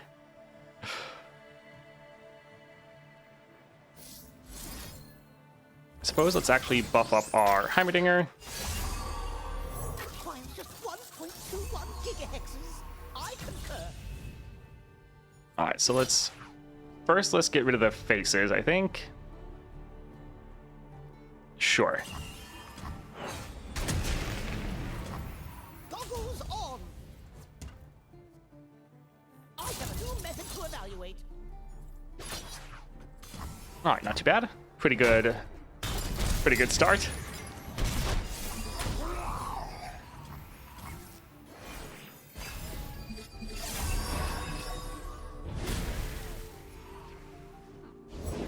Leave your bags in the door. Alright, so we can drop a Flash, drop a Aftershock.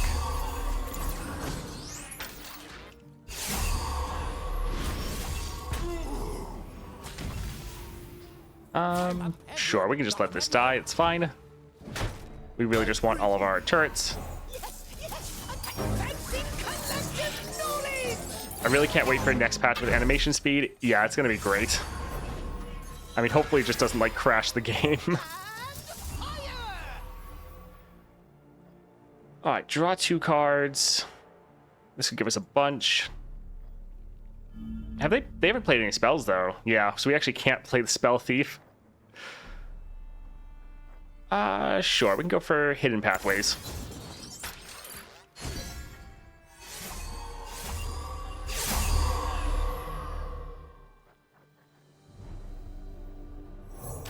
Just 1.21 gigahertz. Oh, let's go for Time Winder. I guess we'll get rid of the... Actually, Lee Sin. We'll get rid of Lee Sin. What relic do you use for T1 Heimer?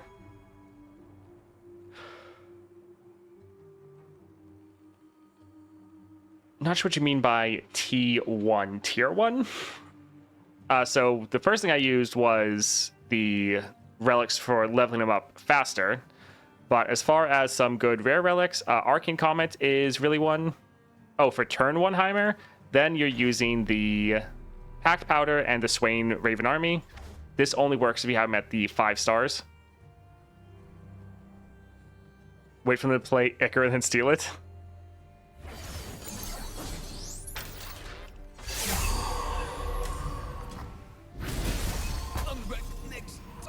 Alright, well, we'll go ahead and get our Scout Attack off.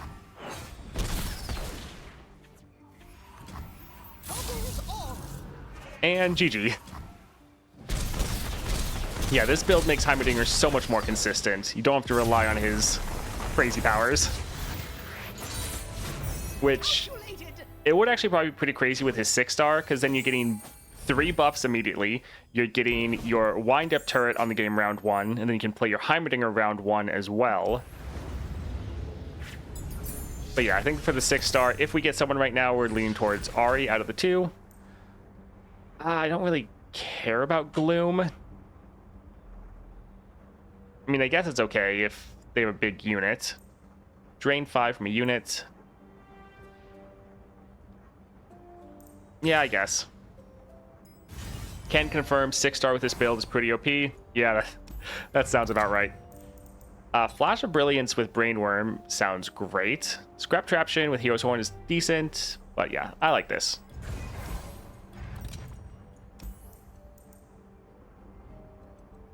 I guess we can get rid of the Assembly Line. We really haven't been needing it at all. We're really liking a lot of these cheap spells. Alright, Misfortune. Sure you can handle me. Yeah, with Heimerdinger, without this build, having 6-cost spells is solid because you're normally getting to the point of playing those regularly. But with this Heimer build, we just want to spam out as many cheap spells as possible because every spell gives us a unit. So you actually want to stay kind of away from those ones. Yeah, I think this is fine.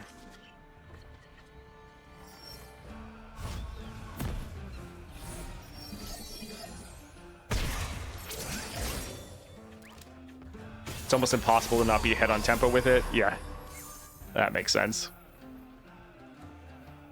Yeah, let's just get our Heimerdinger on the board. Nothing feels better than the sun on your scales. You know, I think I actually will drop this here just because quite often they've been attacking before we can develop. So being able to just get a couple units on the board is pretty nice.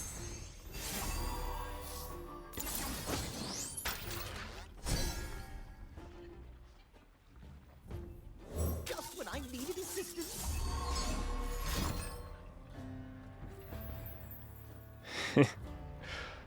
That is a little unfortunate. Alright, so we'll do a Time Winder.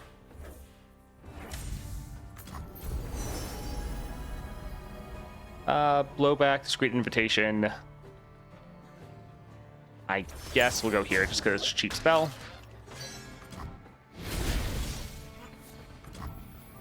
It's smaller than I could use an upgrade. Yeah, AI started open attack more recently. Well, especially in the Nightmares where they already have a solid amount of units on the board. I don't think we'll attack here, though. I think we'll hold off. We just want to kind of fill out our board. Yeah, they have some big units, so we'll just wait to scale a little bit here. The ocean whispers her secrets. Alright, so we'll drop this. All right, let's also go ahead and kill this unit. And then get a blocker as well. Again, we're just trying to develop our board as much as possible before they attack. You got it, Captain. And fire! Captain's orders. Bullet to the face. All right, so we can drop one here.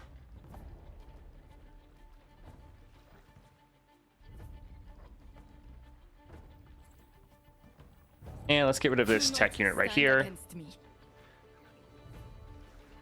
And yeah, we could go ahead and drop one of these for another elusive blocker, but I think we're okay. Although I suppose with, yeah, that tough, it is actually pretty solid. Yes, yes, again!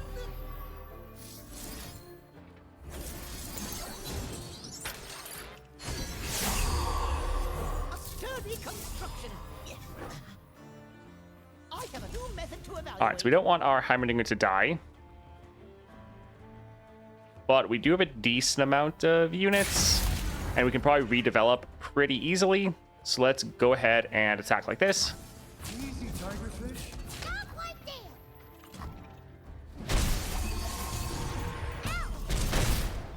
I'll be damned. Return back to the sea. All right, that was pretty good.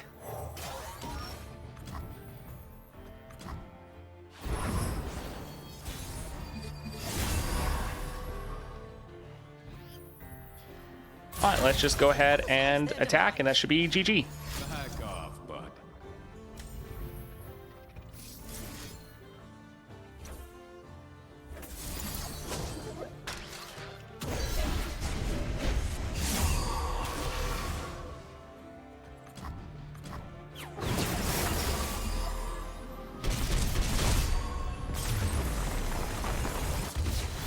Kind of sad they didn't increase the chance of getting better upgrades to 6 stars, since 6 stars not as easy to get, especially when Heimer completes other Vandal champs have insane 6 stars. Yeah. And it is just a little sad in general how inconsistent his like big upgrades are. Like I think again we went through this upgrade and I didn't notice us getting a single one. So it is a little bit sad.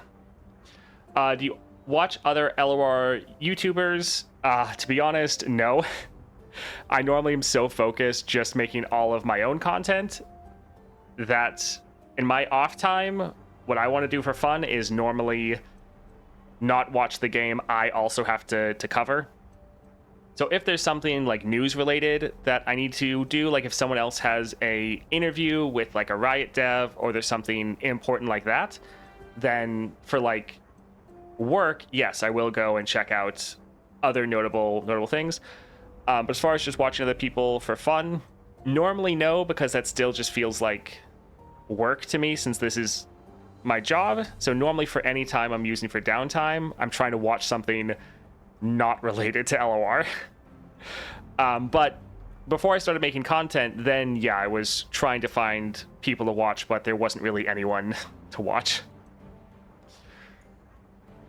But yeah, Heimerdinger with this build is very solid. If you don't have his relic, I think probably the best alternative as far as epic relics would be the Beast Within.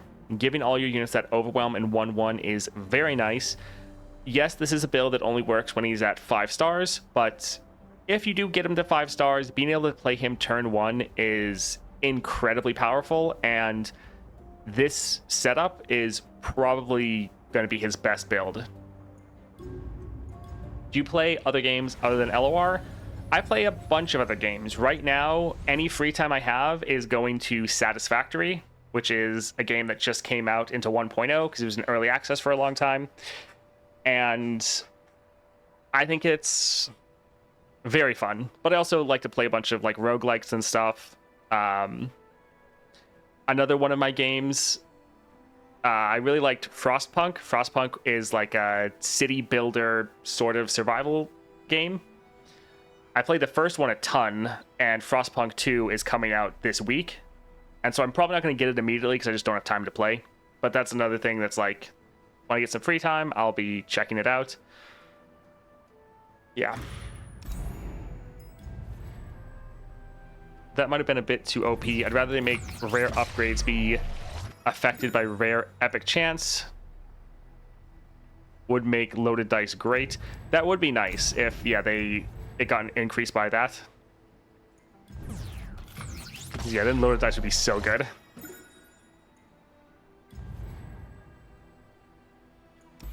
Yeah, for Heimerdinger, without defense spending, Black Shield could actually be interesting if you wanted to protect all your turrets. I think this could be good, but it's another one that would be more situational. I think Disciple of Shadows is another one that could be pretty solid, not necessarily with this build, but as another way to try to just get him on the board earlier.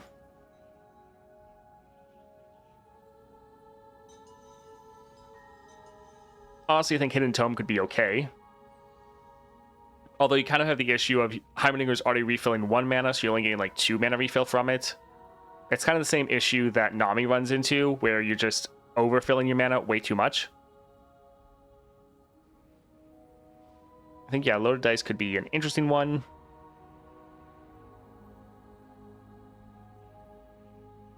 But yeah, Beast Within, if you don't have his relic and you want to use another epic relic, I think this would be probably the best alternative. We can go try another Ahri build, though. So next month we're getting Victor and someone else. Not that we know of.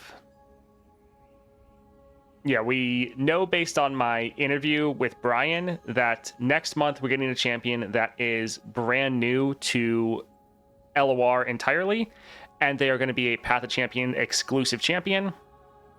So what that means is it doesn't have to be balanced for PvP, and it can revolve around things that's just based in Path of Champions, like your gold that you're able to get more items, stuff about Nexus health and like regenerating it, or just any path specific mechanic is something they can try to play around. So that'll be interesting. Buru time. Yeah, I do actually want to try to test out Spirit of the Buru.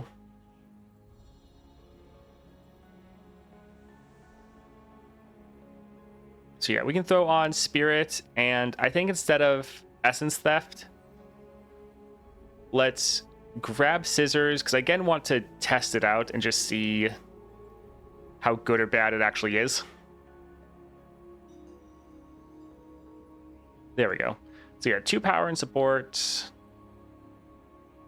Yeah, let's test this out and see how Ahri is able to do. I feel like Spirit of the Brew could be pretty good, especially since you can get Ahri to hit that threshold just by recalling her once.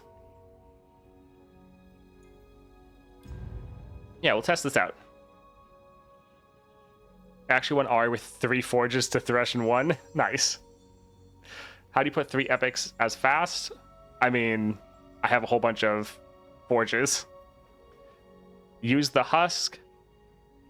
I don't think I'll do that this time, but that is something to try.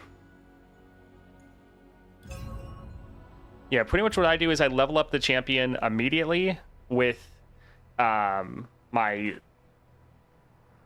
2-star Nautilus, and then from there I either immediately jump into Aurelian Soul, or sometimes I'll do a 3-star and just throw on another set of 2 consumable relics, one being the Spirit Forge and one being the level up one.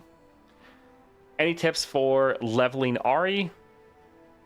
Ahri can be a little bit slow when you're leveling her up, and there's a lot of different stuff to think through. So I would say try to just not rush, try to go a little bit slower and really look at your hand and any possible combination, because there's so many different things you can actually do with Ahri. So really just think more before you play your cards, because there's a lot of stuff you can go or you can miss. Anyways, let's just hop in here and again test out this new build. My leveling Ahri went 1-star weekly, 5 XP to Thresh, 10-star to Asol, 3 forges. Leveling Heimer was actually easier. I would say at the early levels, Heimerdinger is definitely stronger. I feel like Ahri is the best way to level her through ASOL. Him is not bad, and you can actually pair him with Lost Chapter because the fact that it's a play effect doesn't really matter to you. So if you want to go for him plus Lost Chapter, that would be, yeah, decent. All right, let's see what we get for a power here. Allies everywhere cost 3 or less are lurkers. I mean, that would be most of our units, but I think we can probably do better. Fury, growing power to match my health.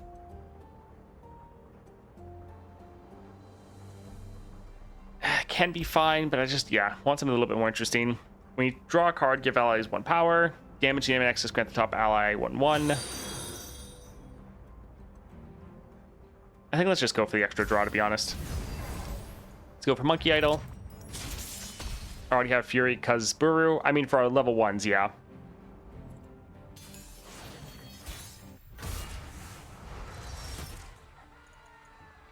This is okay. We know we're going to draw our Ahri, so we don't need to be as aggressive with our mulligan.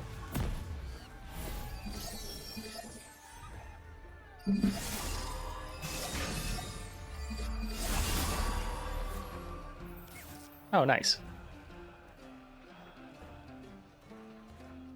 We'll drop our dancing droplet.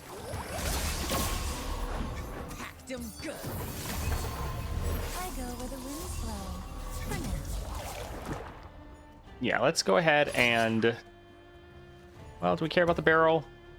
No, we're fine. We can be a little bit more aggressive.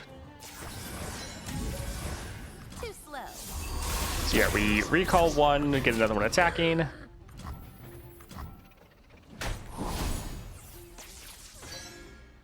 It is nice to save on hand, or like to save on your units. And so if you are like running out of units, it can be nice, but it really can be an issue of filling up your hand a little bit too fast. Scissors, that is.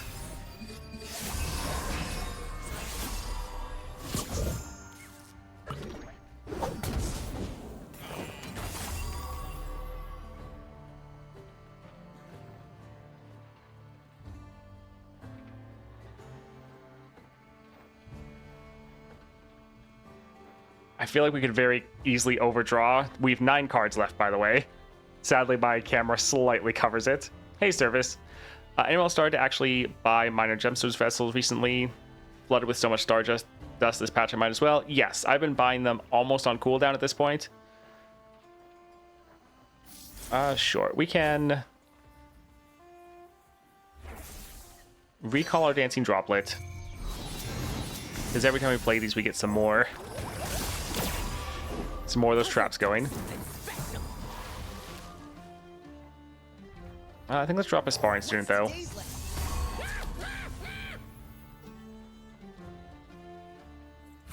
Sure. We will recall our droplet.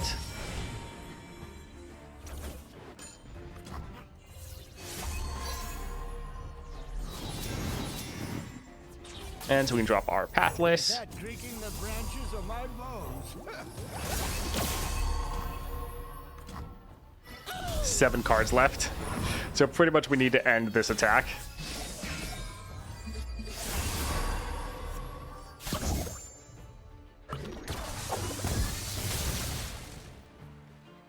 Alright, let's go ahead and attack like this.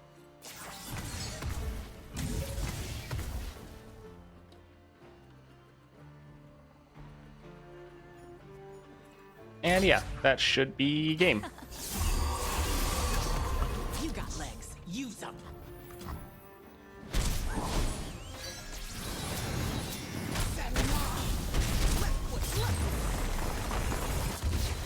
I'm gonna hoard it until they give us better things to spend it on.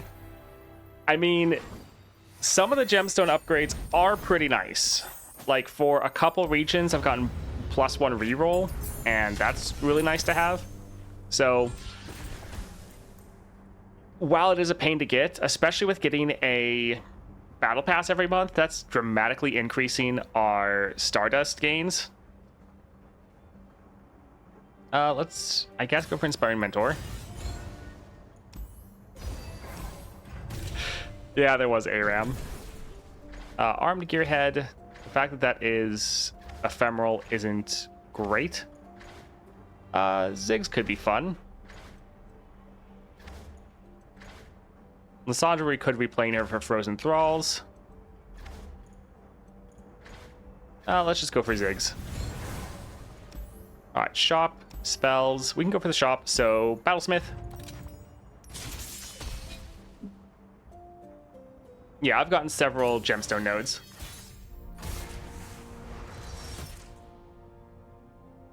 Yeah, we're getting a battle pass with every update.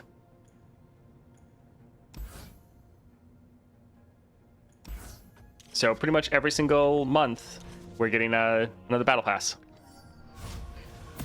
Does Black Cleaver stack with Ahri since stats are permanent? I'm not sure offhand.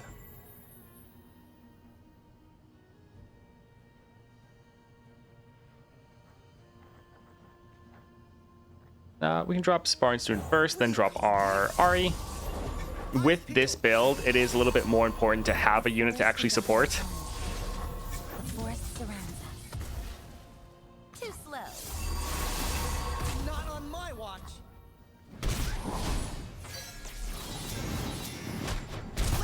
Left foot. Just like we practiced.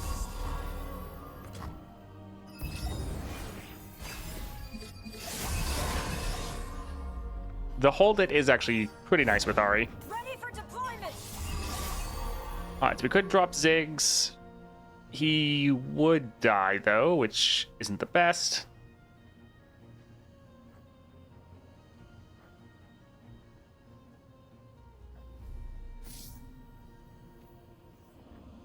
Let's see. Random landmark. Let's actually recall our... Actually, let's recall our Ahri just to heal her, A whisper in the woods.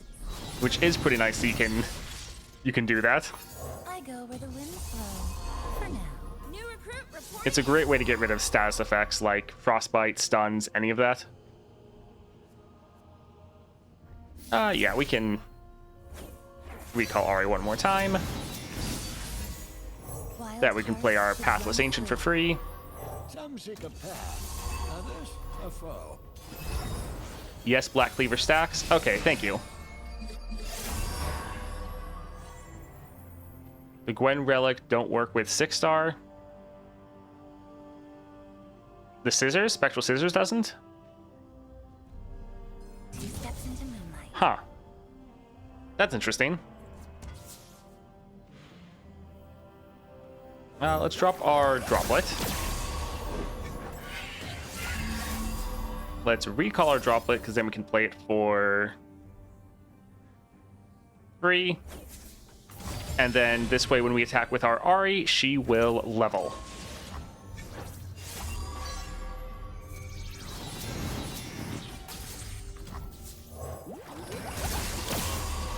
The forest surrounds us. All right, that should be GG. Ahri will level, and then because of the Spectral Scissors, she'll be able to get 1 extra strike off. The world's heart beats with mine. No, we haven't played Oath of the Guardians yet. That is another one I need to test out. I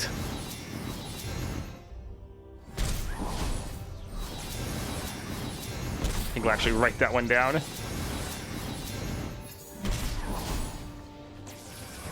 GG. Too slow.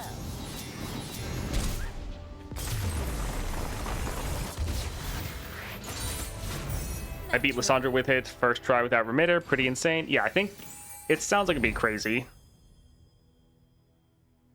There's so many builds with Ahri that people are like, oh, have you tried this? And it's like, no, but as soon as I think about it in my head, it's like, yeah, I logically think that that could be crazy.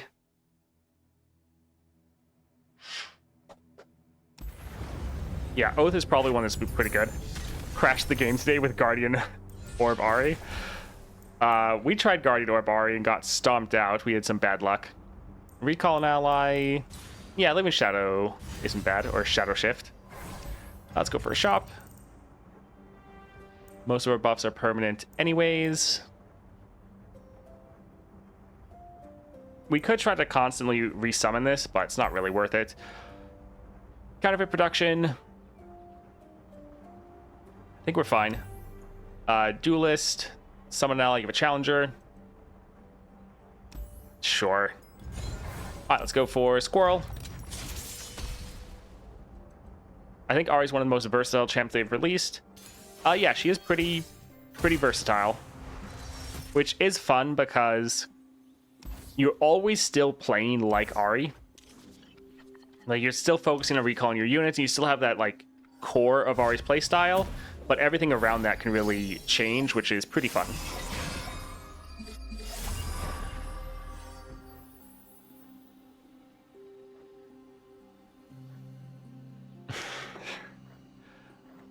We can go for Sparring Student. Rip, no Ahri, yeah. But we did get one of our draw cards, so not the worst. Alright, that looks pretty good.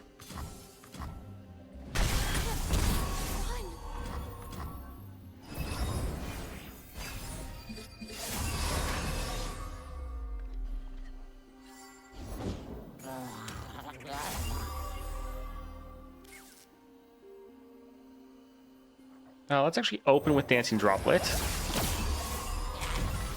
because that way we could go ahead and do something like this.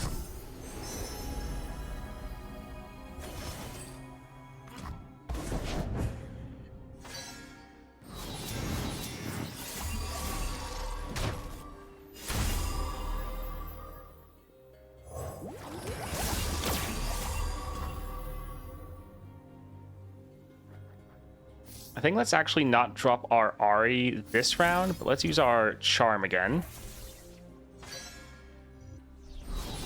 That way our Pathless is going to be free. And we can just drop Ahri next round, potentially.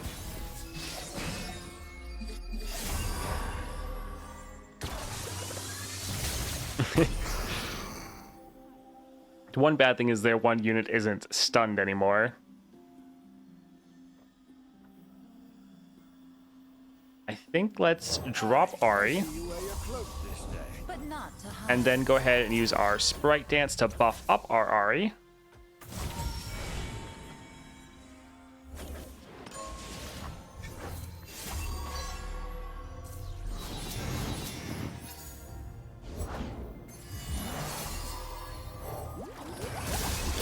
Also, with Sprite Dance, it's kind of crazy that it says that it moves all of the spirit over. So, recall an ally to grant all stacked of its spirits to another ally. So, I don't know, kind of seems like you would lose those stacks of spirit, but it's great that you actually are moving all the stacks over, but you're actually keeping them on your main unit as well, which is quite nice. And we're going to do this one more time, just to further buff up our Ahri, but also make it so she is going to level with this attack.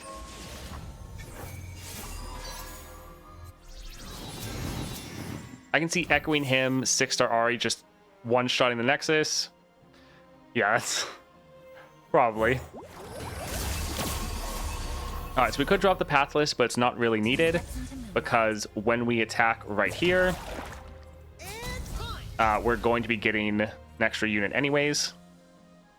One problem is we're going to overdraw, and some of our units will get obliterated, but it won't really matter because we're slightly overkilling the Nexus there.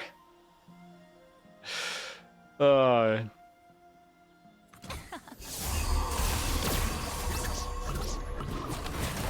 like magic?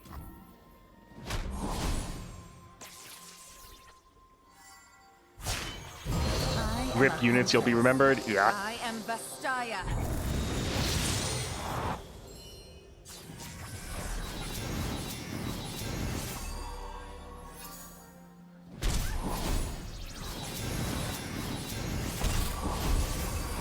Too slow. Is it just me, or we now always start with the attack token on the Sandra Adventure 2? I'm not sure about that, but I know that there's some that you do always start with, like if you're going up against the one that captures your units. That one, yes, you always start with the attack token because they want you to play something for them to immediately capture you. Someone give me elusive. I think we'll go for keeper. I mean, quick strike can actually be pretty good, especially because we could recall this for free, let them attack, recall them, buff them up, let them attack again. Sure. All right, let's go for shop. Let's see. Anything fun here? Sure. Defensive power. It's fine. Let's go for healer. Let's get rid of the bomber twins. We don't really want to play them. And Fiora. I would gut down the opposition. Isn't quick strike for 1 mana free win especially elusive? Not quite, because we're still going to have to try to recall them in order to play them again. But it will be pretty good.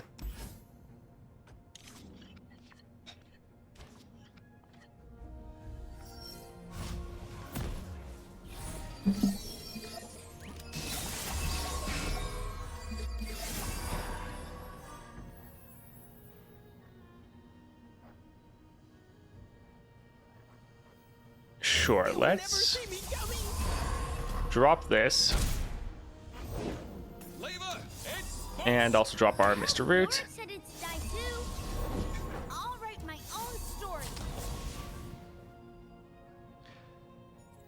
Sure, let's go ahead and get rid of one of their units.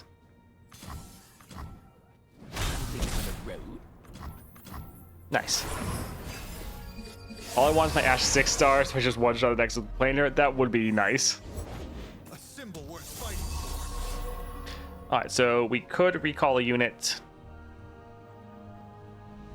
Also, we could use the Maker to recall. Yeah, we could have used it on Fiora if we wanted. That would have been interesting.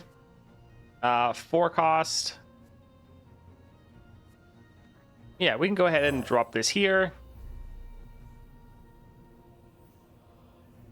They'll be able to attack and kill one of our units, actually. The artist So, yeah, we'll actually get rid of the chefs. the grave. Show them our medal. Goodness. Oh. It gives them 3/3. Huh. I'm not used to it giving them that much. Alright. Well, that's nice.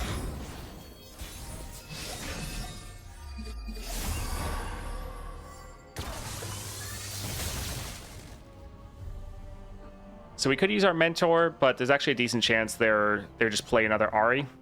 So I feel like that's probably not necessarily the best. Let's recall our Mr. Root. Why is my deck elusive? When you put down root, Katarina with Ahri is stupid. Yeah, Katarina sounds pretty silly.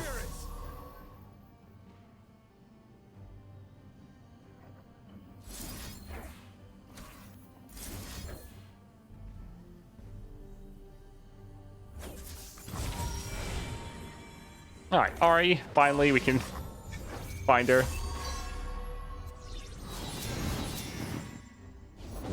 new recruit reporting in. How'd you do that?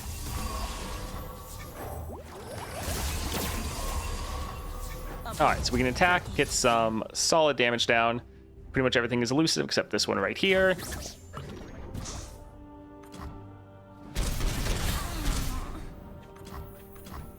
Alright, not too bad.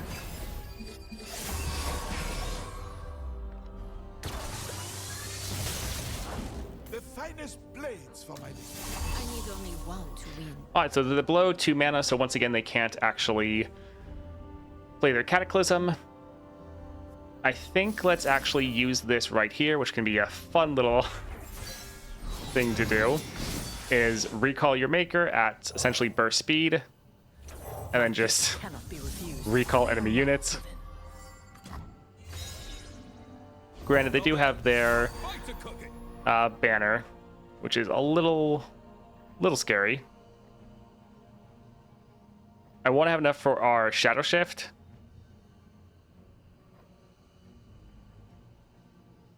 So I think I'll actually pass and see. Okay, they didn't even want to attack. I mean, that's fine with me.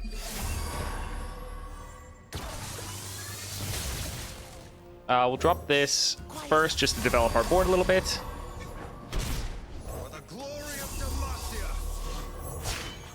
I am a huntress. I am Vastaya.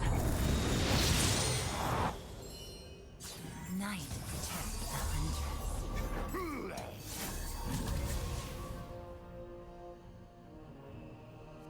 Death is art. All right, so technically we actually have too many, so we can attack like this and just have all of our units being elusive. And there shouldn't really be anything they can do to stop this. Nice.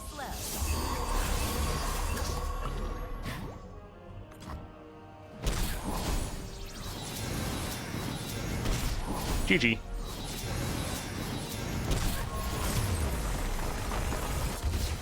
I wonder, are there any Easter egg in Path of Champions?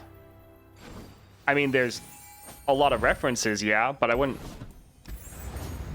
I mean, it kind of depends on your definition of Easter egg. Like, a lot of the voice lines and whatnot are giving you different unique lore. And then a lot of the card art, there might be little things hidden in them. So yeah, there are, I'd say, yeah, Easter eggs.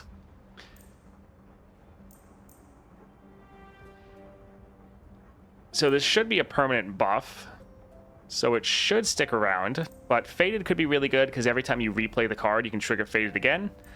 I think we'll go for Focusing Crystal, though.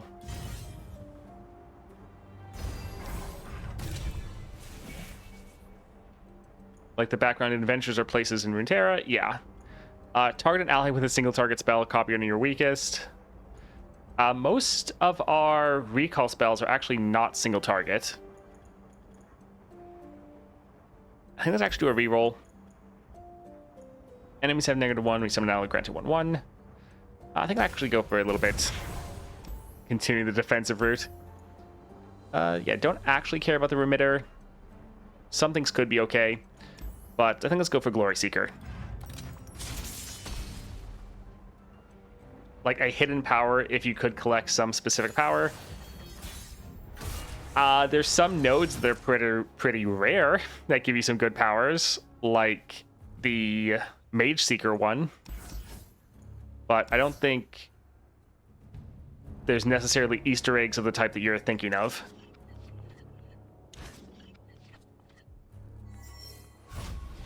I'm considering investing followers have Flash Bomb Satchel for Caitlyn, but it's quite some fragments and Caitlyn is a mediocre champ. How impactful that path for Kate you think? It's nice to have. Of the bonus stars, the one for like your support champion getting the Sheriff of Piltover, summoning that one is definitely more impactful. So I would go for that over your followers having Flash Bomb Satchel. But if you already have that upgrade, then yeah, it is really nice making sure whatever units you get in your adventures will be able to continue to your Flash Bomb traps.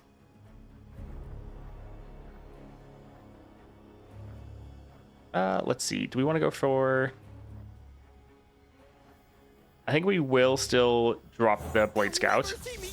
We don't necessarily want to drop our RA to immediately get hit if they are able to play anything. The forest and I are Although them being frostbitten and stunned is helpful. the forest surrounds us. Yeah, we can kill both of these. Although I suppose let's kill their Glory Seeker.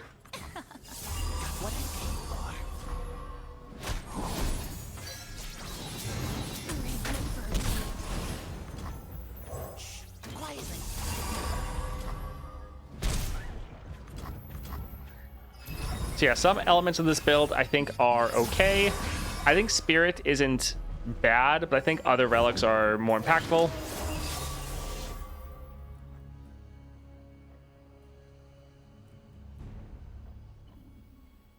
Sure, we could actually recall our Blade Scout because we can just keep replaying him. Vanguard.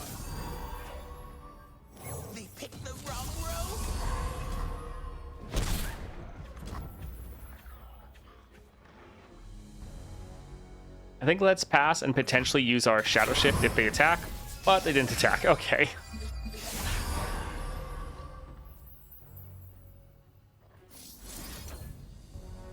All right, let's try to see if we can get Ahri leveled here. Although I guess we actually could just attack at this point and end. It's a rain ass in our way. GG.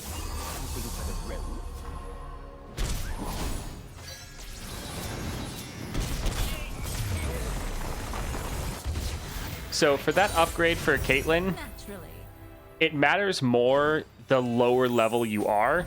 So like if you had your Caitlyn at like 6 stars and you had her relic, her epic relic, then it wouldn't make as much of a difference because you already have a lot of flash bombs going off from your epic relic and that those aren't missing at all. And then you also have extra damage from like your 6 star. But if you do have her lower, then any way that you can get some more flash bombs going is, yes, very impactful. Definitely helps with your consistency, which is the biggest issue for Caitlyn, especially if you don't have her epic relic, because then your flash bomb traps can miss, and so you need to stuff that deck with as many as possible because some of them could be wasted. So yeah, especially when you're lower level, it's going to be more impactful. If you were someone that already had her at 6 stars, then yeah, it won't matter as much. But if you're going to keep her down at like 4 stars, then yeah, it'd be good. All right, this getting elusive is nice. So this could be 2 to 1 cost reduction. Sure, let's get the maker down. Nexus Strike, recall me, and then we could just play this again. Although when it gets recalled, it's not going to cost anything because it's a 1 cost. That's kind of sad. Let's actually see. There is a shop here, but we'll probably go for the champion item. Allies are lurkers. Don't really care about that or that one. And this kind of doesn't matter because we already have hold it. So yeah, doesn't really matter. And yeah, I don't think this one should really care either because like we could play this and then when it gets recalled it's already going to be for free, but I mean still dropping this immediately like turn 1 for free is fine. Let's go for the champion item. So Shredder,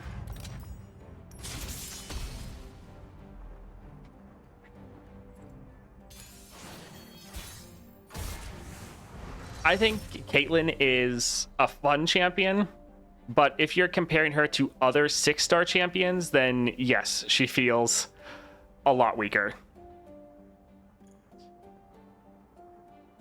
Let's actually get rid of the mentor, but I'm happy with the rest.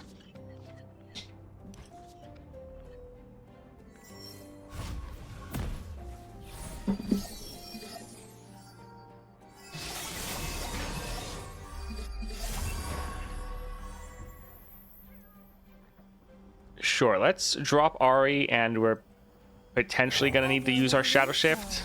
We'll see. Just out of 3.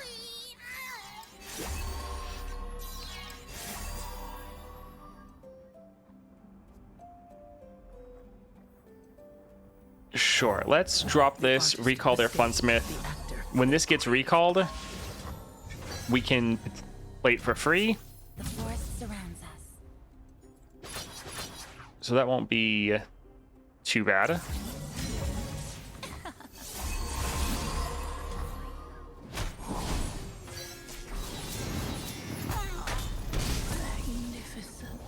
The sea tells me all I need. Yeah, we can just recall that. I will make it beautiful. I mean, we'll have an issue with their deadly power of it constantly getting a little bit stronger.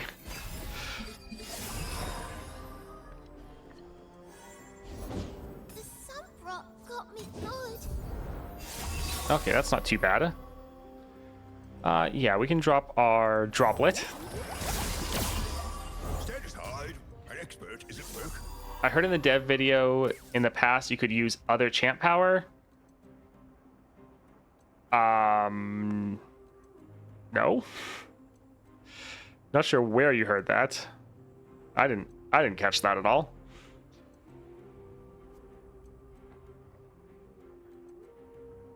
All right, I think let's use our Too slow. charm here. Being able to drop our maker and just constantly recall their boards so they don't have any blockers, and then play this for free and scale it up is pretty nice. They are not given. My search is over. Now I hunt.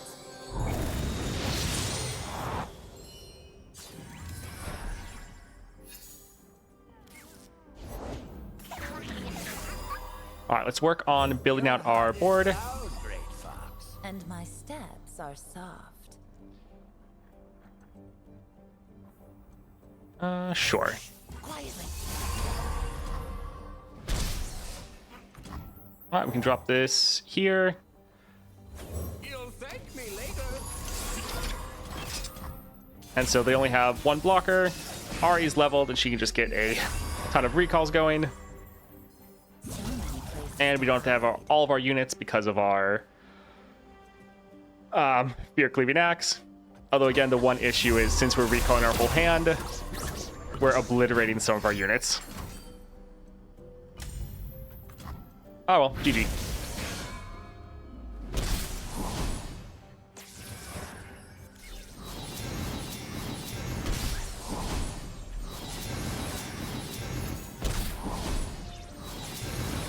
Oh, I can't wait for that animation speed. For me, I never really considered it that much because even though they said that they were working on it, I was like, it's going to be so long before that ever comes about. So I just never really cared. It's like, whatever, when it gets here, it gets here. But now that we know we're getting it, like, potentially next month, it's a little bit crazier.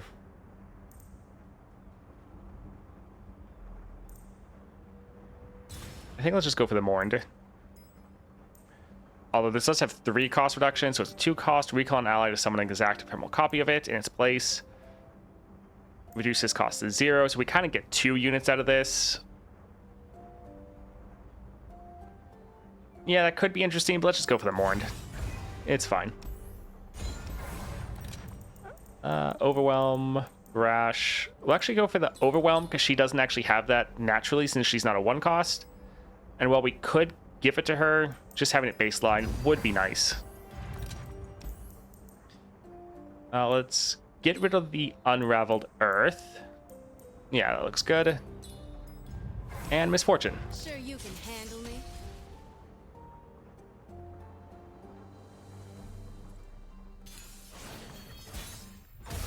They did 2 times, 3 times, and 4 times on the preview video. I think that's a bit ridiculous. 1.5, 2.5, and 2.5 would be fine. Yeah, it does seem a little bit crazy. It is more than I was thinking as well. Like, I don't think I want to play at times 4 speed. I think double or triple is going to be what I'm going to go for. Let's give it a these 2.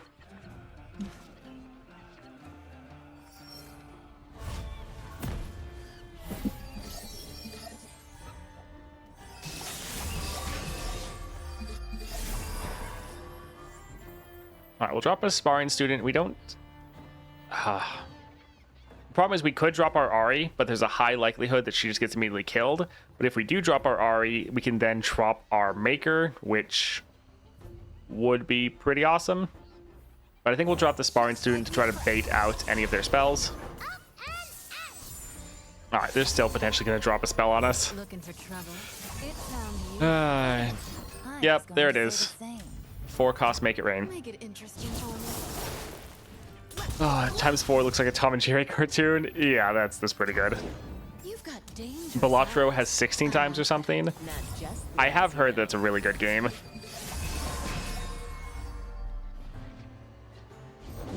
You're cute when you're armed. firepower's always in style. All right, let's drop the Mourned for free. Nothing feels better than the sun on your scales. Let's drop our Ziggs because he can make our Maker free, although we're probably not going to have the opportunity to play it. Yeah, but that's only 16 damage. We can take that hit.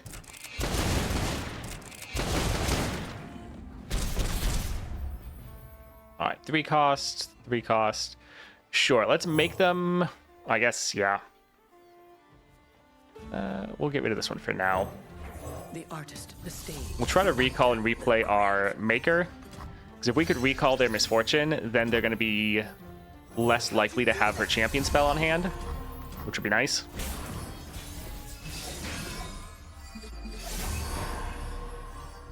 Oh, look, Ahri. Let's do... Yeah, let's actually do a Sprite Dance here.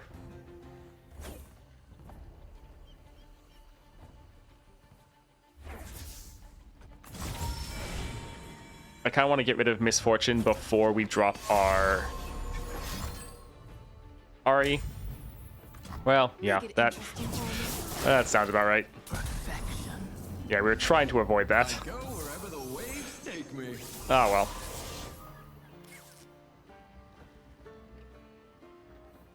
Looking for trouble? It found you. Funny. I was going to say the same. All right, let's kill this stupid Misfortune. And... Ziggs would not die, because this unit is stunned. This one doesn't have power. Yeah, so this actually is fine.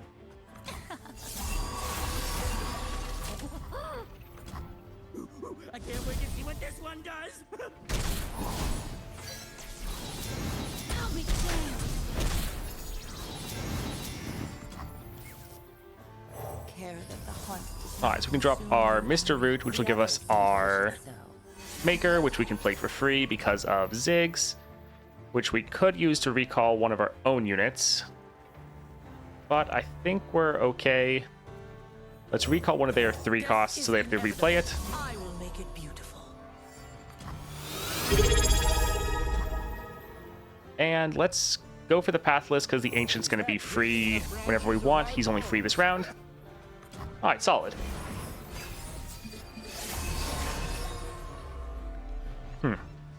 Oh, there we go. Nothing feels better than the sun on Hey, your Drakor. Thank you for the sub. Appreciate the support. Hope you're doing all right. Let's go ahead and pass here. I'll shoot the wings off a bilge wasp. Success gets noticed around here. I think let's recall our Maker. And... yeah, we can get rid of one of their 3 costs again. I am a huntress. I am Vastaya.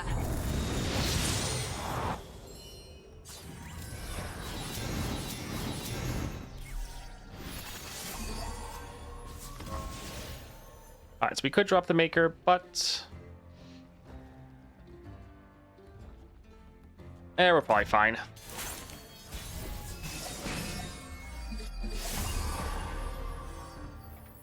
They will be able to block some of these, but I think Ahri can still get through and kill everyone. Let's actually go right here. And this should be game. Light the fuse.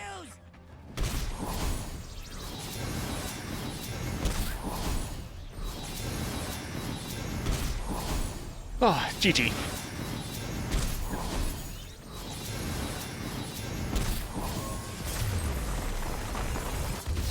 Swain 4-star with Pyromancer upgrade. Spells cost 2 less, help me beat Lysandra without summoning any units. Nice. Yeah, Swain is a lot of fun.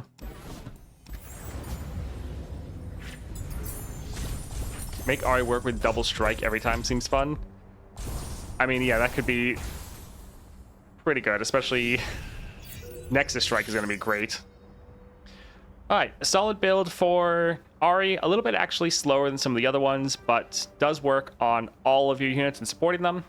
I think Spirit of the Buru is okay. I think there's probably a better one you could slot in there. Also, Scissors can be nice, especially in the early game, but it really can end up having an issue where you just have too many units that you end up recalling and then you start obliterating them. Now, normally that problem is when you're ending the game, so it's not that big of a deal, but it is something to bear in mind. Spear Cleaving Axe is good if you just want to support all your units because you're just giving everyone the extra 1/1, which even if they get recalled is permanent. Can be really good, especially if you probably have her at 6 stars, because then you're buffing everyone up by 1/1 before they get their Nexus Strike in. So yeah, again, pretty solid units there, or relics. I use Echoing instead of Buru. Yeah, I think that would be pretty solid.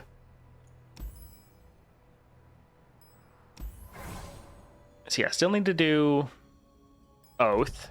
To me, Axe is Biss, Scissors is really good. Vi Relic is also great for impact. Yeah, we tried the Vi Relic earlier, and it was solid. I definitely like it better than Spirit of the Buru there.